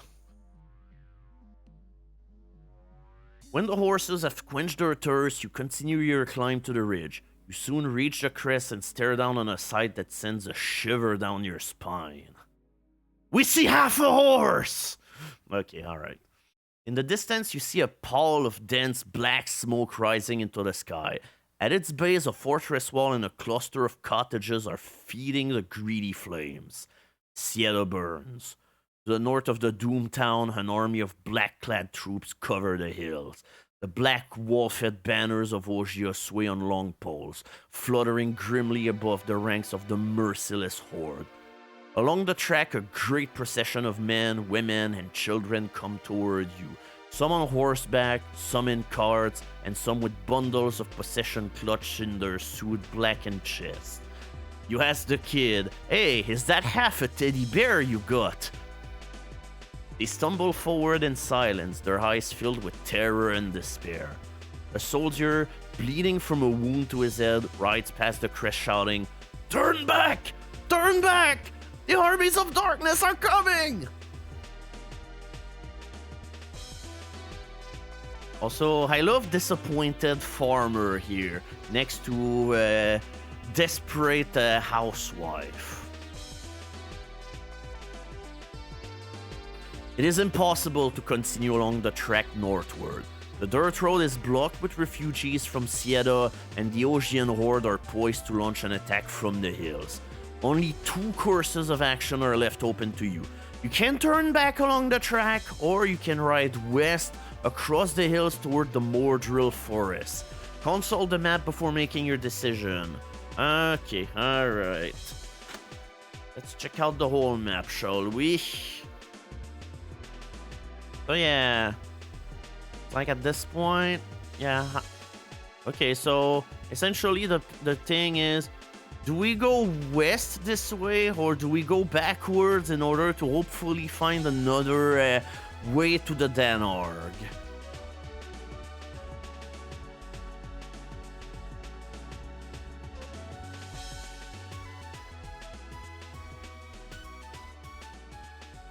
So yeah, essentially his, do we turn back or do we go in forest?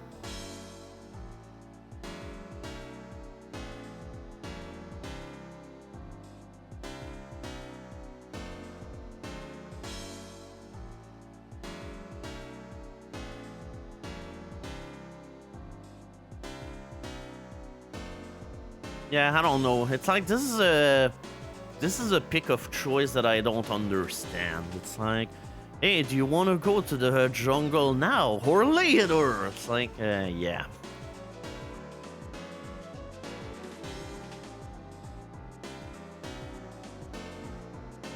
Like, unless someone really wants us to go back, we're definitely going west.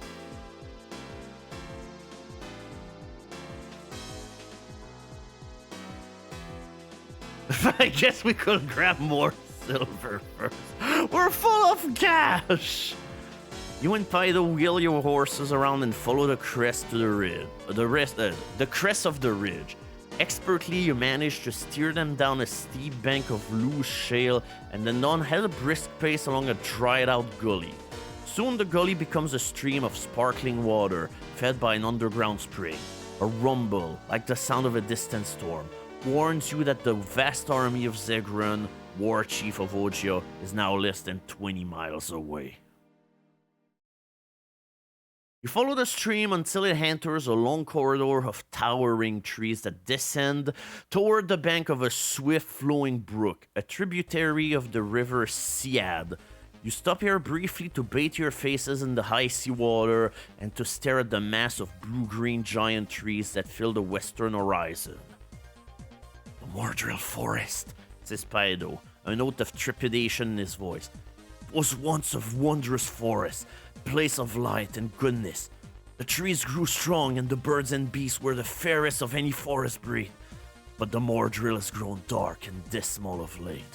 The Danar encroaches, feeding its sickness to the soil and poisoning the sapling and the creatures that dwell there still. It is a doomed forest, doomed to become part of the Danar swamp. You remount your horse and cross the brook. As you climb the opposite bank, you notice a set of freshly made tracks in the soft earth. Alright, we have Petmanship, yep. At first, you think that the tracks are those of a black bear. The paw prints bring of a similar size and depth. But a closer examination changes your mind. These prints were left by a biped, a two-footed animal that walks upright. You've never before come across tracks like these, and judging from the size of the prints, you will be happier to avoid the creature that made them. You urge your horse up the steep bank and across the fallen branches that litter the trail beyond. Less than a mile from the brook, you hear the sound of rushing water. The track bears north and you see a roaring waterfall cascading into a rocky pool, its surface lost in a cloud of fine spray. A huge tree has fallen across the pool, creating a bridge, and the track leads straight to it. You are halfway across the tree bridge, looking down at the swirling spray and foaming water below, when a ghastly howl rings out above the thunder of the waterfowl. You look up and stare slack-jawed at the creature that is advancing toward you across the tree bridge. The creature gives a strange snickering cry as slowly it edges nearer and nearer. It is a huge, pear-shaped beast with a hunchback and a white lizard-like head. Awkwardly it shuffles upright on two large, hairy paws. At first glance, it looks as if two totally separate creatures have been joined together at the waist. The lower half is covered with a coarse, spiky fur, and the upper body is pale and hairless, heavily veined with long, sinewy forearm. It raises its snout to savor the smell of your frightened horse and open its fangled jaw. Like, oh my goodness, what the fuck is this? Alright, if we have a bow and wish to use it, or do we don't use it? Okay, it's an archery target. I don't know, personally I see 7 eggs and 3/4. Alright, twing. Your horse is panic-stricken. The tree bridge is too narrow for it to turn around, and Pydo's mount is so close behind that you're unable to back up without risk of sending them both over the edge. Pick a number. If you've completed the lore circles of fire and light, nope. Big nope. Alright, let's pick. Hopefully we roll high again. 0, whoops. The arrow misses its mark by several yards, streaking into the fortress behind the creature. There's no time for a second shot.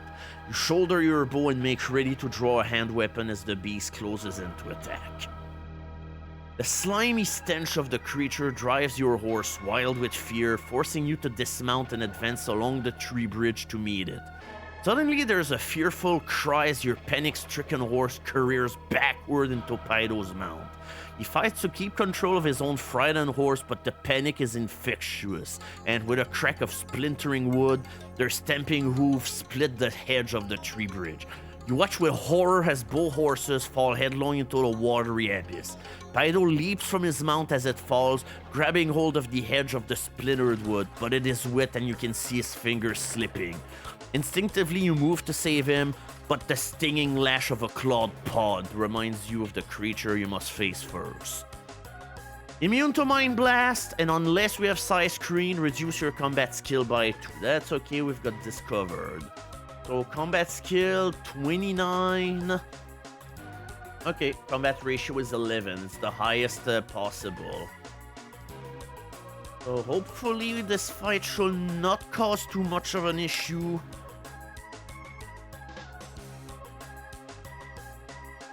Unless we have fantastic rolls like this. 9 damage to the enemy, 3 damage to us. 0, the enemy's insta-killed. Good job, everyone.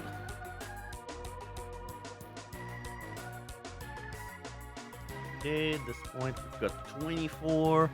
The foul creature howls its death cry and topples over the edge. Before it is out of sight, you turn and run along the tree bridge, your hand outstretched to grab Pydo's arm. Just in time, you save him. A moment later, and you will have joined the Hanafeg and plummeted into the spray-filled pool. For a few minutes, you stare silently at the pool below.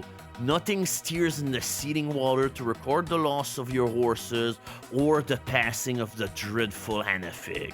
All 3 have disappeared without trace. The distant thunder of battle pervades your thought, prompting you to leave the tree bridge and move deeper in the Mordril forest. The tall trees become denser, often forcing you to turn your body sideways in order to make any progress. Gradually, dense undergrowth turns to a carpet of moss and blue-black lichen which clings to your boot like mud. A chill overwhelms you as a thick and purely mist seeps from the crack beneath the trees. Wait, what? What the fuck? Why is auto mod It's like, what? I don't understand. How is it a bad term, auto mod? Please enlighten me. The many sounds of the forest have disappeared to be replaced by a cold and eerie silence. Alright, if you are in need of tincture of oxidant or oid herb, nope. Because, yeah, in this book, it's possible to catch a certain disease that will kill you, and this is the point of the book that goes, hey, if you didn't get the antidote, you die. But that's okay, we never caught the disease. Twilight is approaching. As the sky above darkens, a blackbird flies among the upper branches, emitting a shrill cry, which sounds unnaturally loud in the silent forest. Okay, so it's really just because of anal? Oh my god, auto mod, why? Which sounds unnaturally loud in the silent forest. It settles, stares at you for a few minutes, and then flap away. A little later, you stumble upon a clearing. Shafts of ghostly moonlight pour through a gap in the black canopy of leaves, revealing a mount of earth rising out of the forest mist. You are both exhausted after the day's event and agree to stop here for rest. Pydo takes a gold crown from his pocket and tosses it in the air to decide who shall take the first watch. Heads or tails? He asks, the crown clenched into his fist. Do we have divination? Yes, we do. Using your Kai skill, you find it easy to detect that the coin shows head. So do we call heads or do we just say tails?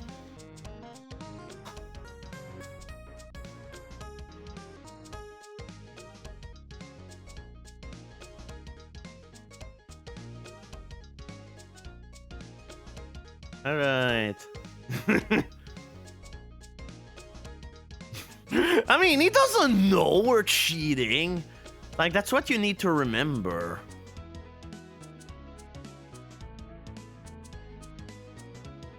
Yeah, he's the idiot who asked his psychic to do a coin flip. Yep. Like, I'm sorry, that's his fault. Idol reveals the coin. You've chosen correctly. You decide to take the second watch and settle yourself down for some much needed rest. The grey earth is soft and spongy and provides an excellent mattress.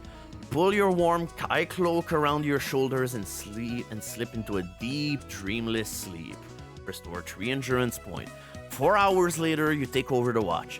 Your vigil passes uneventfully, and as the darkness of night gives way to the gloomy grey of dawn, you wake your companion and prepare to set off once more. Your sense of time slips away as you trek through the seemingly endless expanse of bleak grey trees. Slowly you become aware that you are on an incline, and as your passage becomes steeper, you notice large outcrops of pitted volcanic rock. We're approaching the Danar crater, says Paido, his quietly spoken words echoing loudly through the hairy forest. Suddenly you recall the words of Lord Rimoa during your period of preparation in Elsian. The Danar occupies the crater of an ancient and massive volcano. Once it was a lush jungle of fertile vegetation, now it is a cancerous wound that poisons all who dwell there. By noon, you have climbed to the lip of the crater and begun your descent. Gradually, the tall, straight trees of the Mordril forest thin out, giving way to twisted trunks and stunted sapling as the land sinks deeper and deeper. Imperceptibly, the forest ends and the swamp begins. The ground is softer and tall, black rushes appear in clumps around misty pool of stagnant water. From tortured husks of trees hang thorny vines, as tough and as cruel as sharpened steel wire. So thickly are they intertwined around some trees that they have strangled them, leaving empty coil where the trunks have rotted away. The stench of decay fills your nostril in the humid yet cold air. You wade through ankle-deep slime for nearly an hour before reaching the edge of a huge murky pool. Whirl and eddies disturb its surface, warning of the creatures that lurk below. Alright, we have Petmanship and we've reached the rank of Tutelary. If I remember, this thing allows us to warn off of ambush.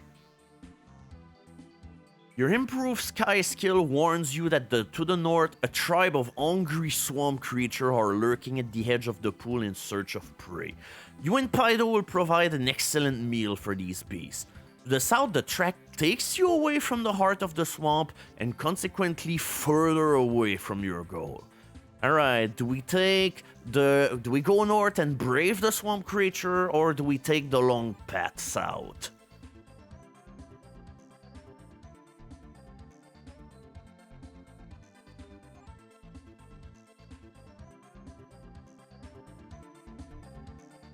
Alright, we're not coward, fight, let's go north.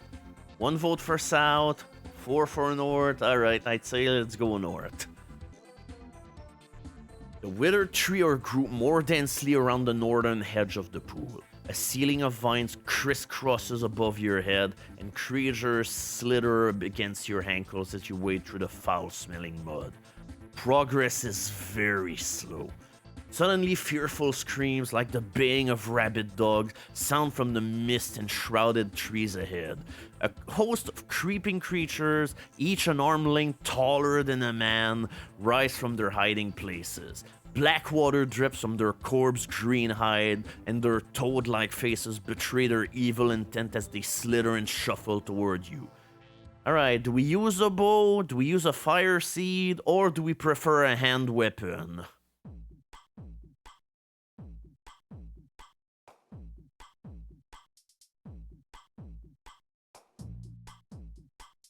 Alright, 1 vote for Fire Seed. Fire Seed. Yeah, fire and the water like the 2-week. Yeah, if all else fails, use fire. Let's go. Snatching the seed from your pocket, you throw it with all your strength at a crawling lizard beast that is slithering toward you on its belly. You watch with dismay as the fire seed bounces off its soft fibroid skull and plops harmlessly into the mire. Whoops. Alright, we lost the fire seed. Cursing your luck, you unsheath your weapon as the creature rears up to attack. You are faced by a monstrous reptile. Its webbed claw-tips hand are poised to rend you in two. Glog! Like, I don't know. I'm not buying the fear aspect. This thing just looks stupid. But hey, we gotta fight it. Because, as the saying goes, we must fight what is stupider than us. Or is that it? I don't know. So, combat ratio is 9. Alright, let's go.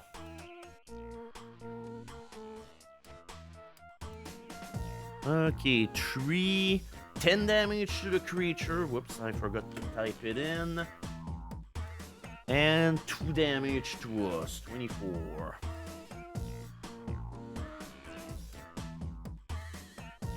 Oh, 0. 9. Oh, it's an instant kill. Alright. Goodbye, sweet lizard Alabama. You leap over the twitching body of the Xlorg and help Paido, who is being forced perilously close to the pool's edge by 3 more of the growling swamp creature. You strike from behind, breaking the back of one with your downstroke and opening the side of another as you swing your weapon clear. Paido falls, clutching an arm deeply torn by a needle-sharp talon. His attacker turns on you, darting its head toward your throat with lightning speed. Its jaws gape wide as it lashes out with a sticky tongue, spraying your eyes with stinging saliva.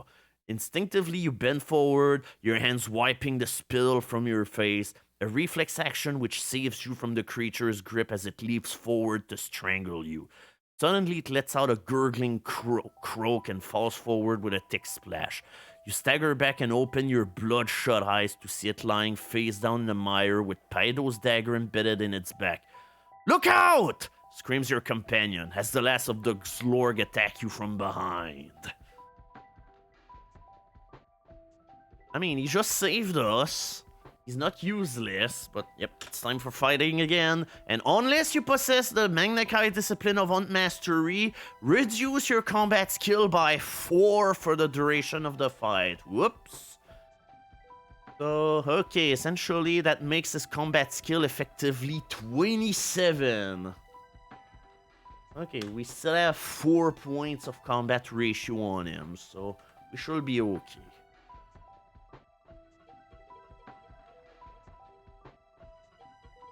Alright, it's time to go. Oh, 8. 12 damage to the enemy, no damage to us.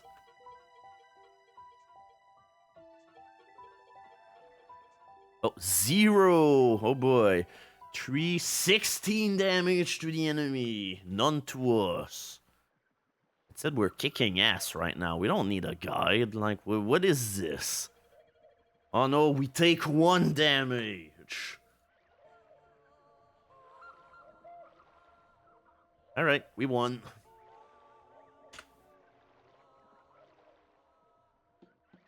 The Xlorg gurgles its last breath and falls dead, writhing briefly in the mud before becoming still with an uncanny abruptness. You turn to Paido and drag him away from the pool's edge, where his bleeding arm is attracting a crawling horde of hungry leeches. You leave the pool and press on along the muddy trail, glancing back once. No sign remains of the dead Xlorg. Their bodies have already been claimed by the creatures of the pool. Tend to Paido's wound, using your basic Kai knowledge of healing to prevent an infection from taking hold before continuing deeper into the swamp. The ankle-deep ooze that borders the pool gives way to firmer ground, and you arrive shortly at a place where a tree bearing blood-red fruit overhangs a pool of clear water. You stop there to rest and dislodge the tiny leeches that are feasting on your legs. Pydo climbs the tree to scan the horizon. He carries with him a star guider, a homing device invented by the Elder Magi to enable their flying ships to navigate in the dark. It is sensitive to the vibration of coralinium crystals. The spire of the Temple of Orido is solid coralinium, and the Elder Magi have set Pydo's star guider to home in on the vibration emitted by the spire. By following the direction of these vibrations, you shall find the Lost Temple.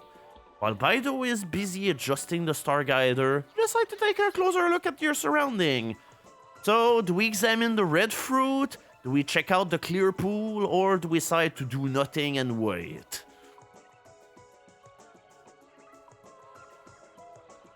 Alright, red fruity. Let's examine the fruit.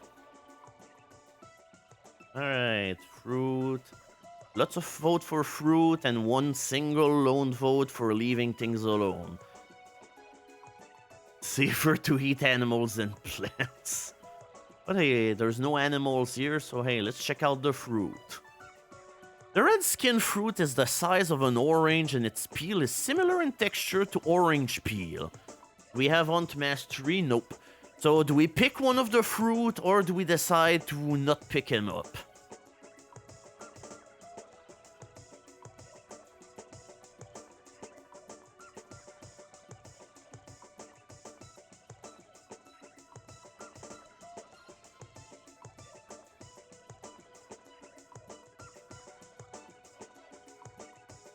It's an orange, but not orange, so it's a red. It's a red orange. It's a blood orange. Num, num, num. Right, one vote for getting the fruit. And I'd say, yeah, many votes for not touch. Okay, I'd say let's leave the orange alone. When Pydo finally climbs down from the tree, his face betrays his anxiety.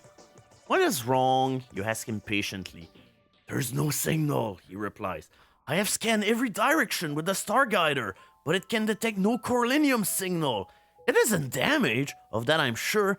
It's simply as if the temple has disappeared. You take the device from Pydo's hand and climb the twisted tree trunk. He shouts instruction and you set the star guider into operation, scanning the distant horizon and waiting for the telltale click that will reveal the direction of the lost temple of the Elder Magi. But Pydo is right. There is no signal, and without a signal, there is no hope of finding the Lorestone of Orido. You are about to abandon the search and jump down from the tree when you see something on the northern horizon that you haven't noticed before. An island of red volcanic rock rises out of the mire, one of 4 flat-top islands grouped in a diamond close to the eastern edge of the crater. Perhaps the temple is on the other side of that island. Perhaps this is why the star guider will emit no signal. You climb down and ask Pydo what he thinks. He stares to the north and ponders the problem. Yes, it is possible, he says thoughtfully. It is just possible. And hey, do you want a spoiler, by the way? Everything in that clearing is a lie and a trap. The fruit and the pool were there to kill you. Essentially, if you have Hunt Mastery, it tells you, oh, actually the fruit are little creatures disguising themselves as trees. And then, if you check the water, Psy Screen tells you, oh, the water is fake. Instead, there's some giant octopus with tentacles that suck your brains inside out. Hope returns and your spirits rise with the expectation of finding the lost temple beyond the Isle of Red Rock. You set off without delay, anxious to cover the 10-mile trek before the sun sets and darkness engulfs the Danar. For the most part, the swamp mires is firm underfoot and the inhabitants pose no problem that cannot be solved by a few shouts or well-placed weapon blows. But as the sky darkens and you draw nearer to the plateau, the going becomes more difficult. A carpet of vine, thick with mold, covers a surface of muddy holes and hollows. Often a seeming puddle proves to be a bottomless fissure. Progress becomes so slow that you fear you will never reach the island before dark. Fido is leading the way across a tangled mat of barbed vines when a wave disturbs the muddy ooze below. Suddenly, the great head of a silver swamp python bursts through the rotting creepers and raises its three thick coils high in the air. Awesome jaws set with double-tiered fangs tower above you, glistening in the fading light. A drop of venom falls from the fang and sets the quagmire boiling.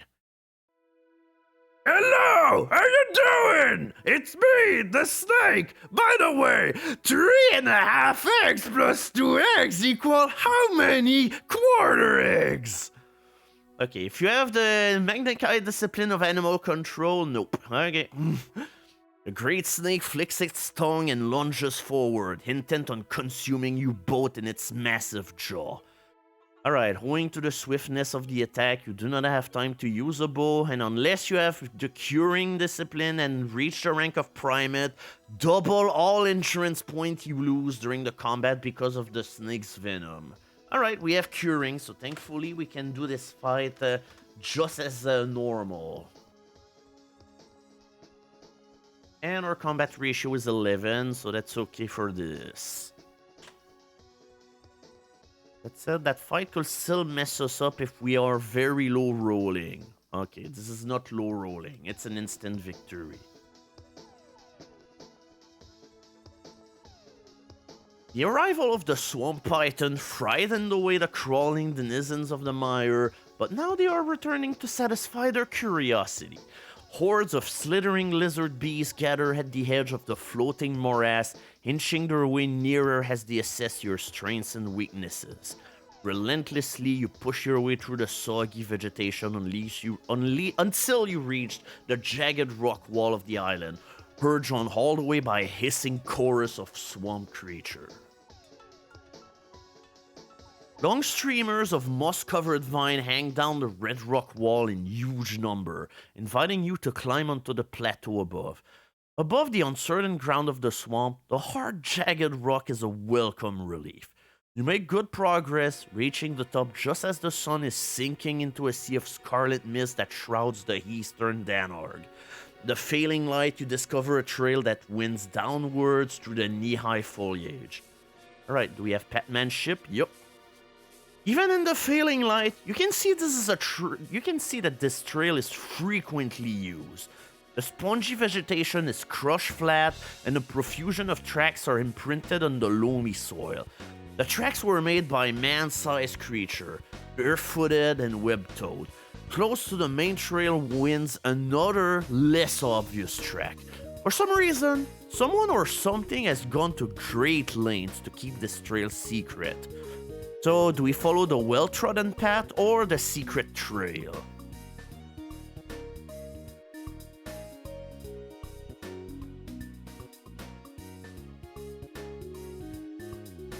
Quiet, don't tell anybody! Full moon and a cloudless sky make your passage along the secret path much easier. Follows a tortuous route through the tall plants, around mossy mound full of crawling insects, past the dark entrances to underground warrens, and skirts the fringe of a thicket of trees. Fido halts and crouches down, ignoring the bloated spiders that scuttle around his knees and point through a gap in the tree to a settlement of crudely made huts. Dark shapes move between them, human once, but far from human now. Gagrim, whispers Fido, with fear in his voice. The man-beast of the Danar.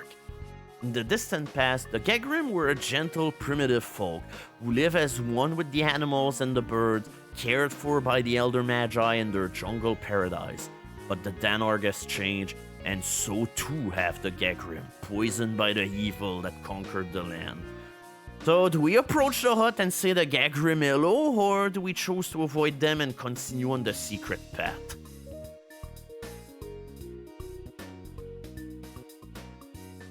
More secrets away. They sound great. Approach. Yeah, no rejects. We're not saying hello to the frogs. Or are we? And I'd say right now, carry on the secret path is winning in the votes.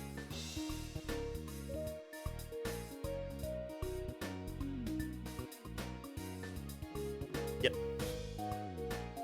An hour passes and you breathe a sigh of relief, glad to have left the Kagrim settlement far behind.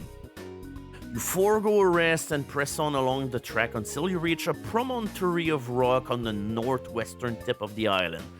There you stop and snatch a few hours sleep while you wait for the dawn. Day breaks and the view it brings fills you with awe. Perched on this rocky peak, you can see the sheer vastness of the swamp in all its frightening glory for the first time.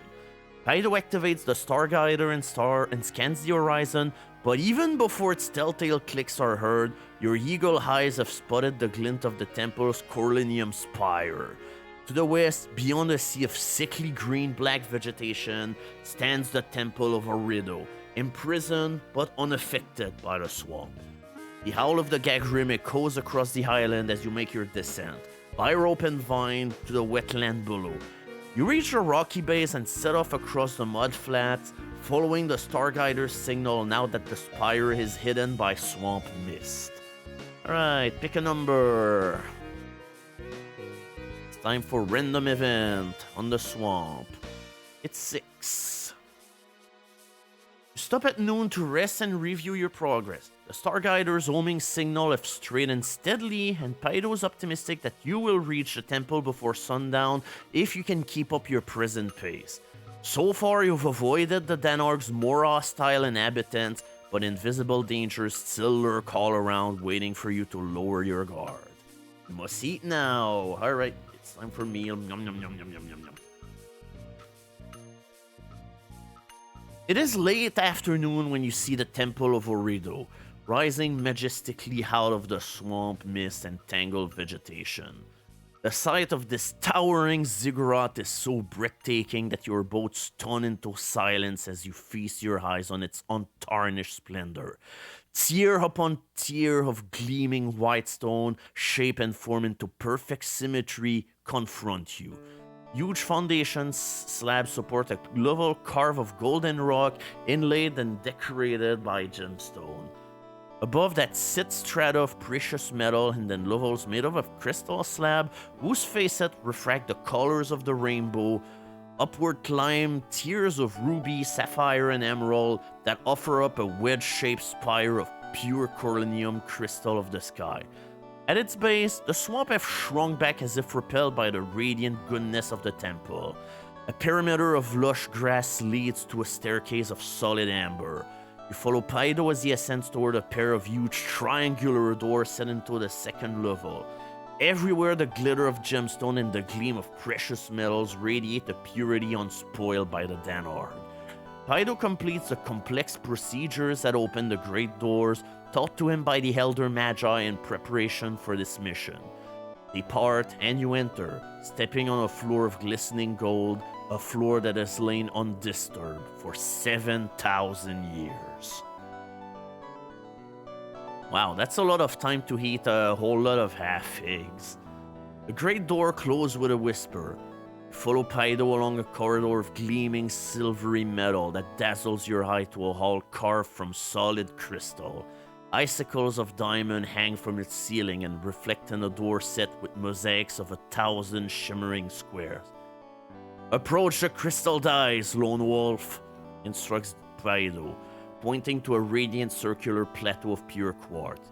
But even as his words leave his lips, you are already walking toward the plinth, drawn by a strange compulsion.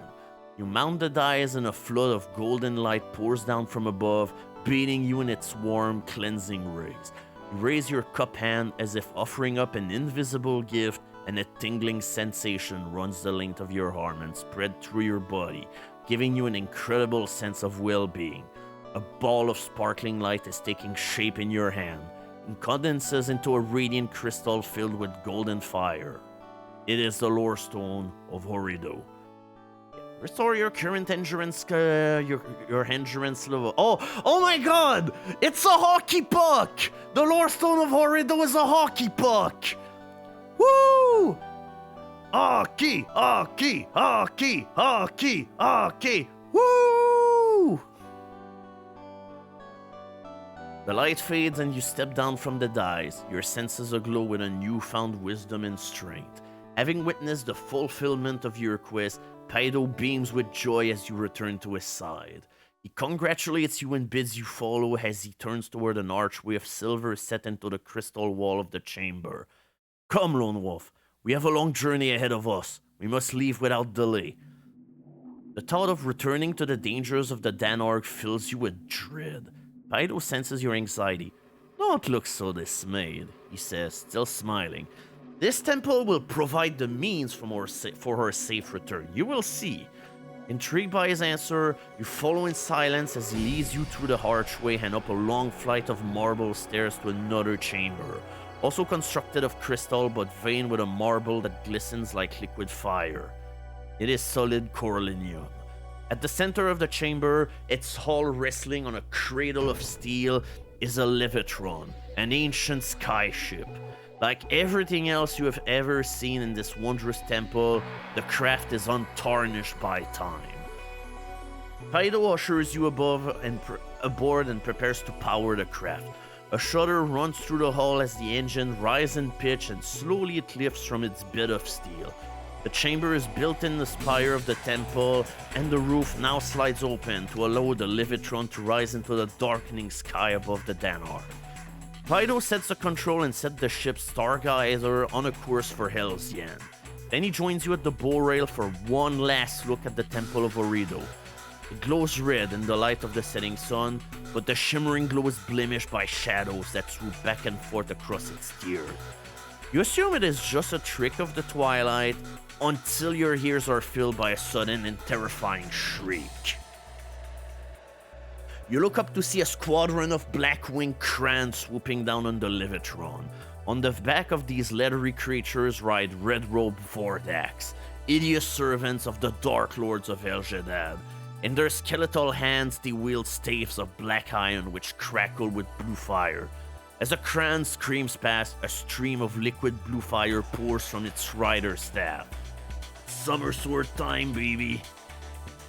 You deflect the stream of liquid fire with the edge of your golden blade, sending it raining down into the Danar. Two more crans swoop in and hover above the prow. The riders leap onto the deck and begin attacking part of the superstructure. Stop them! Screams Paido, drawing his sword. Stop them or we're doomed! You leap from the bow and run across the main deck, your sun swords raised to strike. Yeah, it's been a while since we fought multiple enemies at once. Yep, you must fight one creature at a time, immune to Mind Blast but not Psy Surge, unless we have Psy Screen, reduce your combat skill by 2. These creatures are undead, so they take double damage from the Summer Sword. Like in the future, I'm probably gonna be able to shorten up the infrastructure of the table and everything, because hey, I can just do this. So 22. Okay, our combat ratio for the first one is 7, and for the other one it's 8.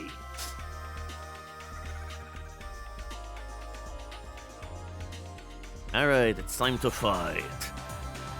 Okay, 6 for a combat ratio of 7. The monster takes 24 damage, and we take 1. We almost insta-killed it, but not quite. 5, 11, 22 damage, and 2 damage to us. Alright. More, give me more! Okay, 8, 16 damage, so 32 damage to the enemy. Alright, that was easy. Hold on a second, probably should adjust that. Okay. Suddenly more shrieking Vordak crash down on the deck. Paido is immediately engulfed by the red-robed figures. He is outnumbered, but he fights with a tiger-like tenacity, his blue-bladed sword tearing deep into their loathsome bodies. You are running back across the main deck when a new danger confronts you. Now that's because it was our combat skill was 29 because we couldn't use Mind Blast against them. They were immune to it, so therefore our combat skill fell down to 29. The high value that you see here is the bonus that we get if we get all of the available usual bonuses. But yeah, anyway. You're running back across the main deck when a new danger confronts you. A crane sweeps low across the sky ship, dropping a cluster of black crystal cubes that scatter across the deck. Okay, we have divination. You sense that these cubes are set to explode. Should one of them cause a tear in the Levitron pressure tank, the liquid gas stored inside will ignite, and the resulting explosion will tear the sky ship into pieces. So, do we throw the black cube overboard, or do we help Paido fight off his assailants first?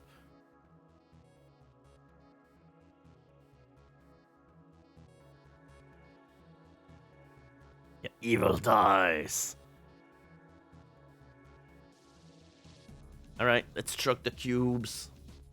Frantically, you scramble across the deck, collecting and hurling away the cubes as you go. Each cube is vibrating with an energy that is set to rip it apart. And as you cast the last one over the side, you see the others, many of them exploding with dull booms in the swamp far below. Fido screams for your help. A swooping crane rider has cast a large net, smothering his body. The net is sewn with hundreds of tiny barb hooks, which have worked their way into his skin and clothes, and he cannot free himself without the hooks inflicting fearful wounds. Only one Vordak remains to confront him, all the others having perished on his blade, but he is now unable to defend himself against this creature. He is at the mercy of a merciless foe. You scramble to your feet and rush to save him as the Vordak creeps closer. Suddenly, the crane rider reappears, gliding low across the deck before hovering over the bow. A length of thin black rope dangles from its saddle, and hurriedly the Vordak threads it through the corner of the net. You race up the step, shouting, "For Summerland!" and launch your attack. The Vordak turns to face you, its skeletal features frozen in a mask of terror. An instant later, your weapon shears its body neck and sends its skull-like head spinning down into the Danar. A ghastly cry pierces your ear, but it is not a shriek of pain or despair. It is a malicious caw of triumph. The crane beats its massive wings, and the downdraft forces you to your knee as the creature climbs higher into the darkening sky. You stare aghast as the rope closes the net around Paido and lifts him off the deck. Instinctively, you leap upward, your hand outstretched to grab the barbed net, but it is too late. The crane turns in midair and flies off to the north with Paido, wounded and helpless, swinging like a knitted fishbowl with slithery black belly. Yep, you knew it was only a matter of time before the helper died. And just at the end, too, because, hey, it's 350.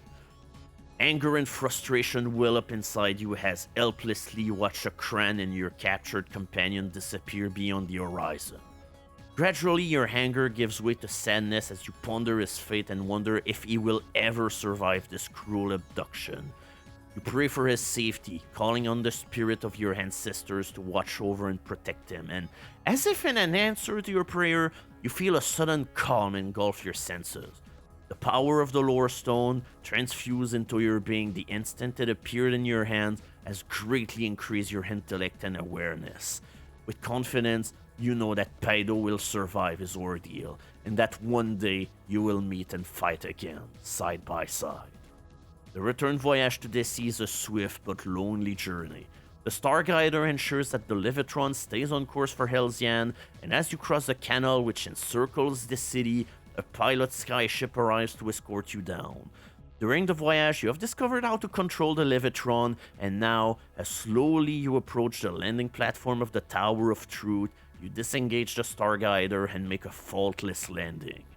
Lord Rimoa and the High Council have gathered to greet your return, and upon hearing of your successful quest, their hope for the future are renewed, in spite of the sad news of Lord Pydo's capture by agents of the Darklord.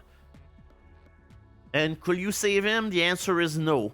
It's either you save him and you die because the black cube explode and turn your skyship into a flaming torch, or he gets captured and the book ends.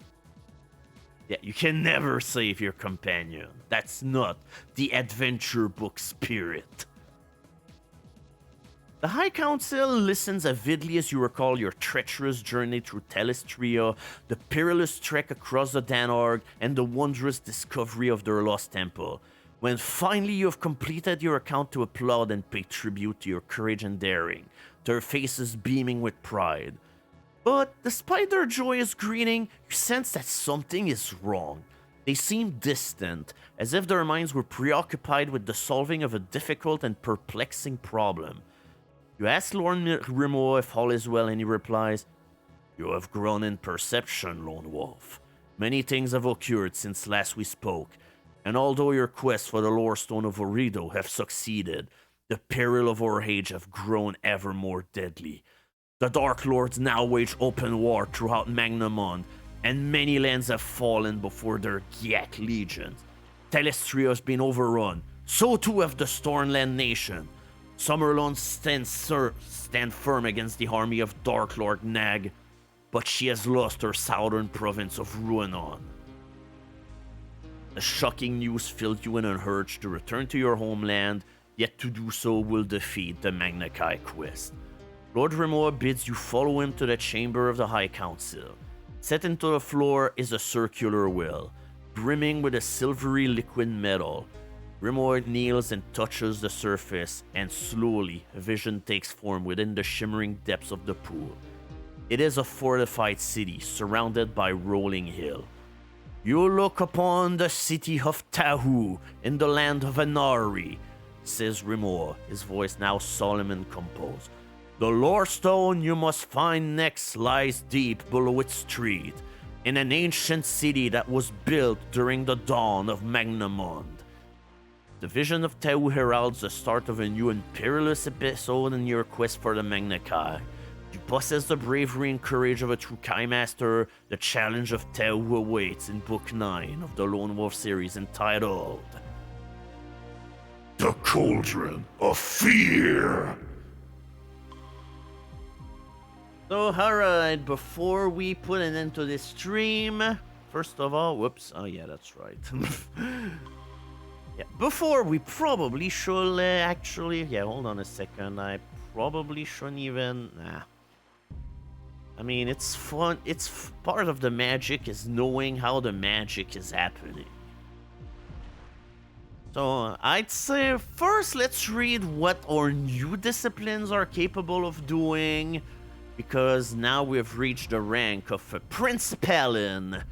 But we also have a dilemma that I must raise upon everyone concerning what discipline to pick next, because we have an interesting pick available. But yeah, the temple was abandoned there because it was essentially part of the old civilization of the Elder Magi, but at some point, some sort of deadly plague brought happen in there, and they were forced to flee the area. It's like that's why the temple was there. We were essentially at where the Elder Magi was at their home at first. So alright, new disciplines that can be done now that we're Principalin. Animal control. Principalin with this skill are able to call on a woodland animal if nearby to aid them, either in combat or to act as a messenger or guide. Number of animal can be summoned increases as we rise in rank. Invisibility, we can mask the sound made by our movement.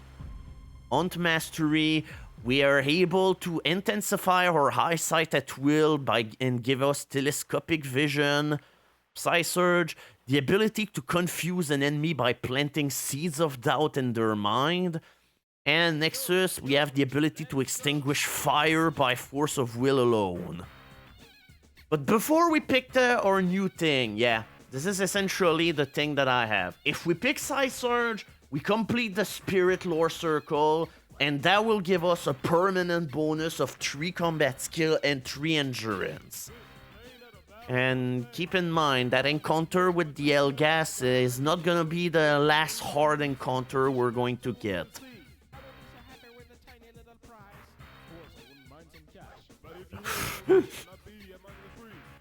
Grabbing Spirit seems like a no-brainer. Yeah, essentially that's what I'm thinking too. Yep, Psy Surge, alright. We have leveled up in the powers of the mind, and in so doing, we have increased our combat skill and endurance forever. Yeah, 25, 29, our new max, and combat skill rises to 34 out of a basic 17 up to 20. Yeah, we're such a good boy now. Don't worry, at some point we'll be able to take animal control. One day, Rejax, one way. But yeah, right now, Psy Surge, if we use it in combat, we'll be able to have a gain of 4 combat skill during the fight, but the problem is, of course, if we use it, we also lose 2 endurance points. So I'd say we probably should use this only in those really hard fights.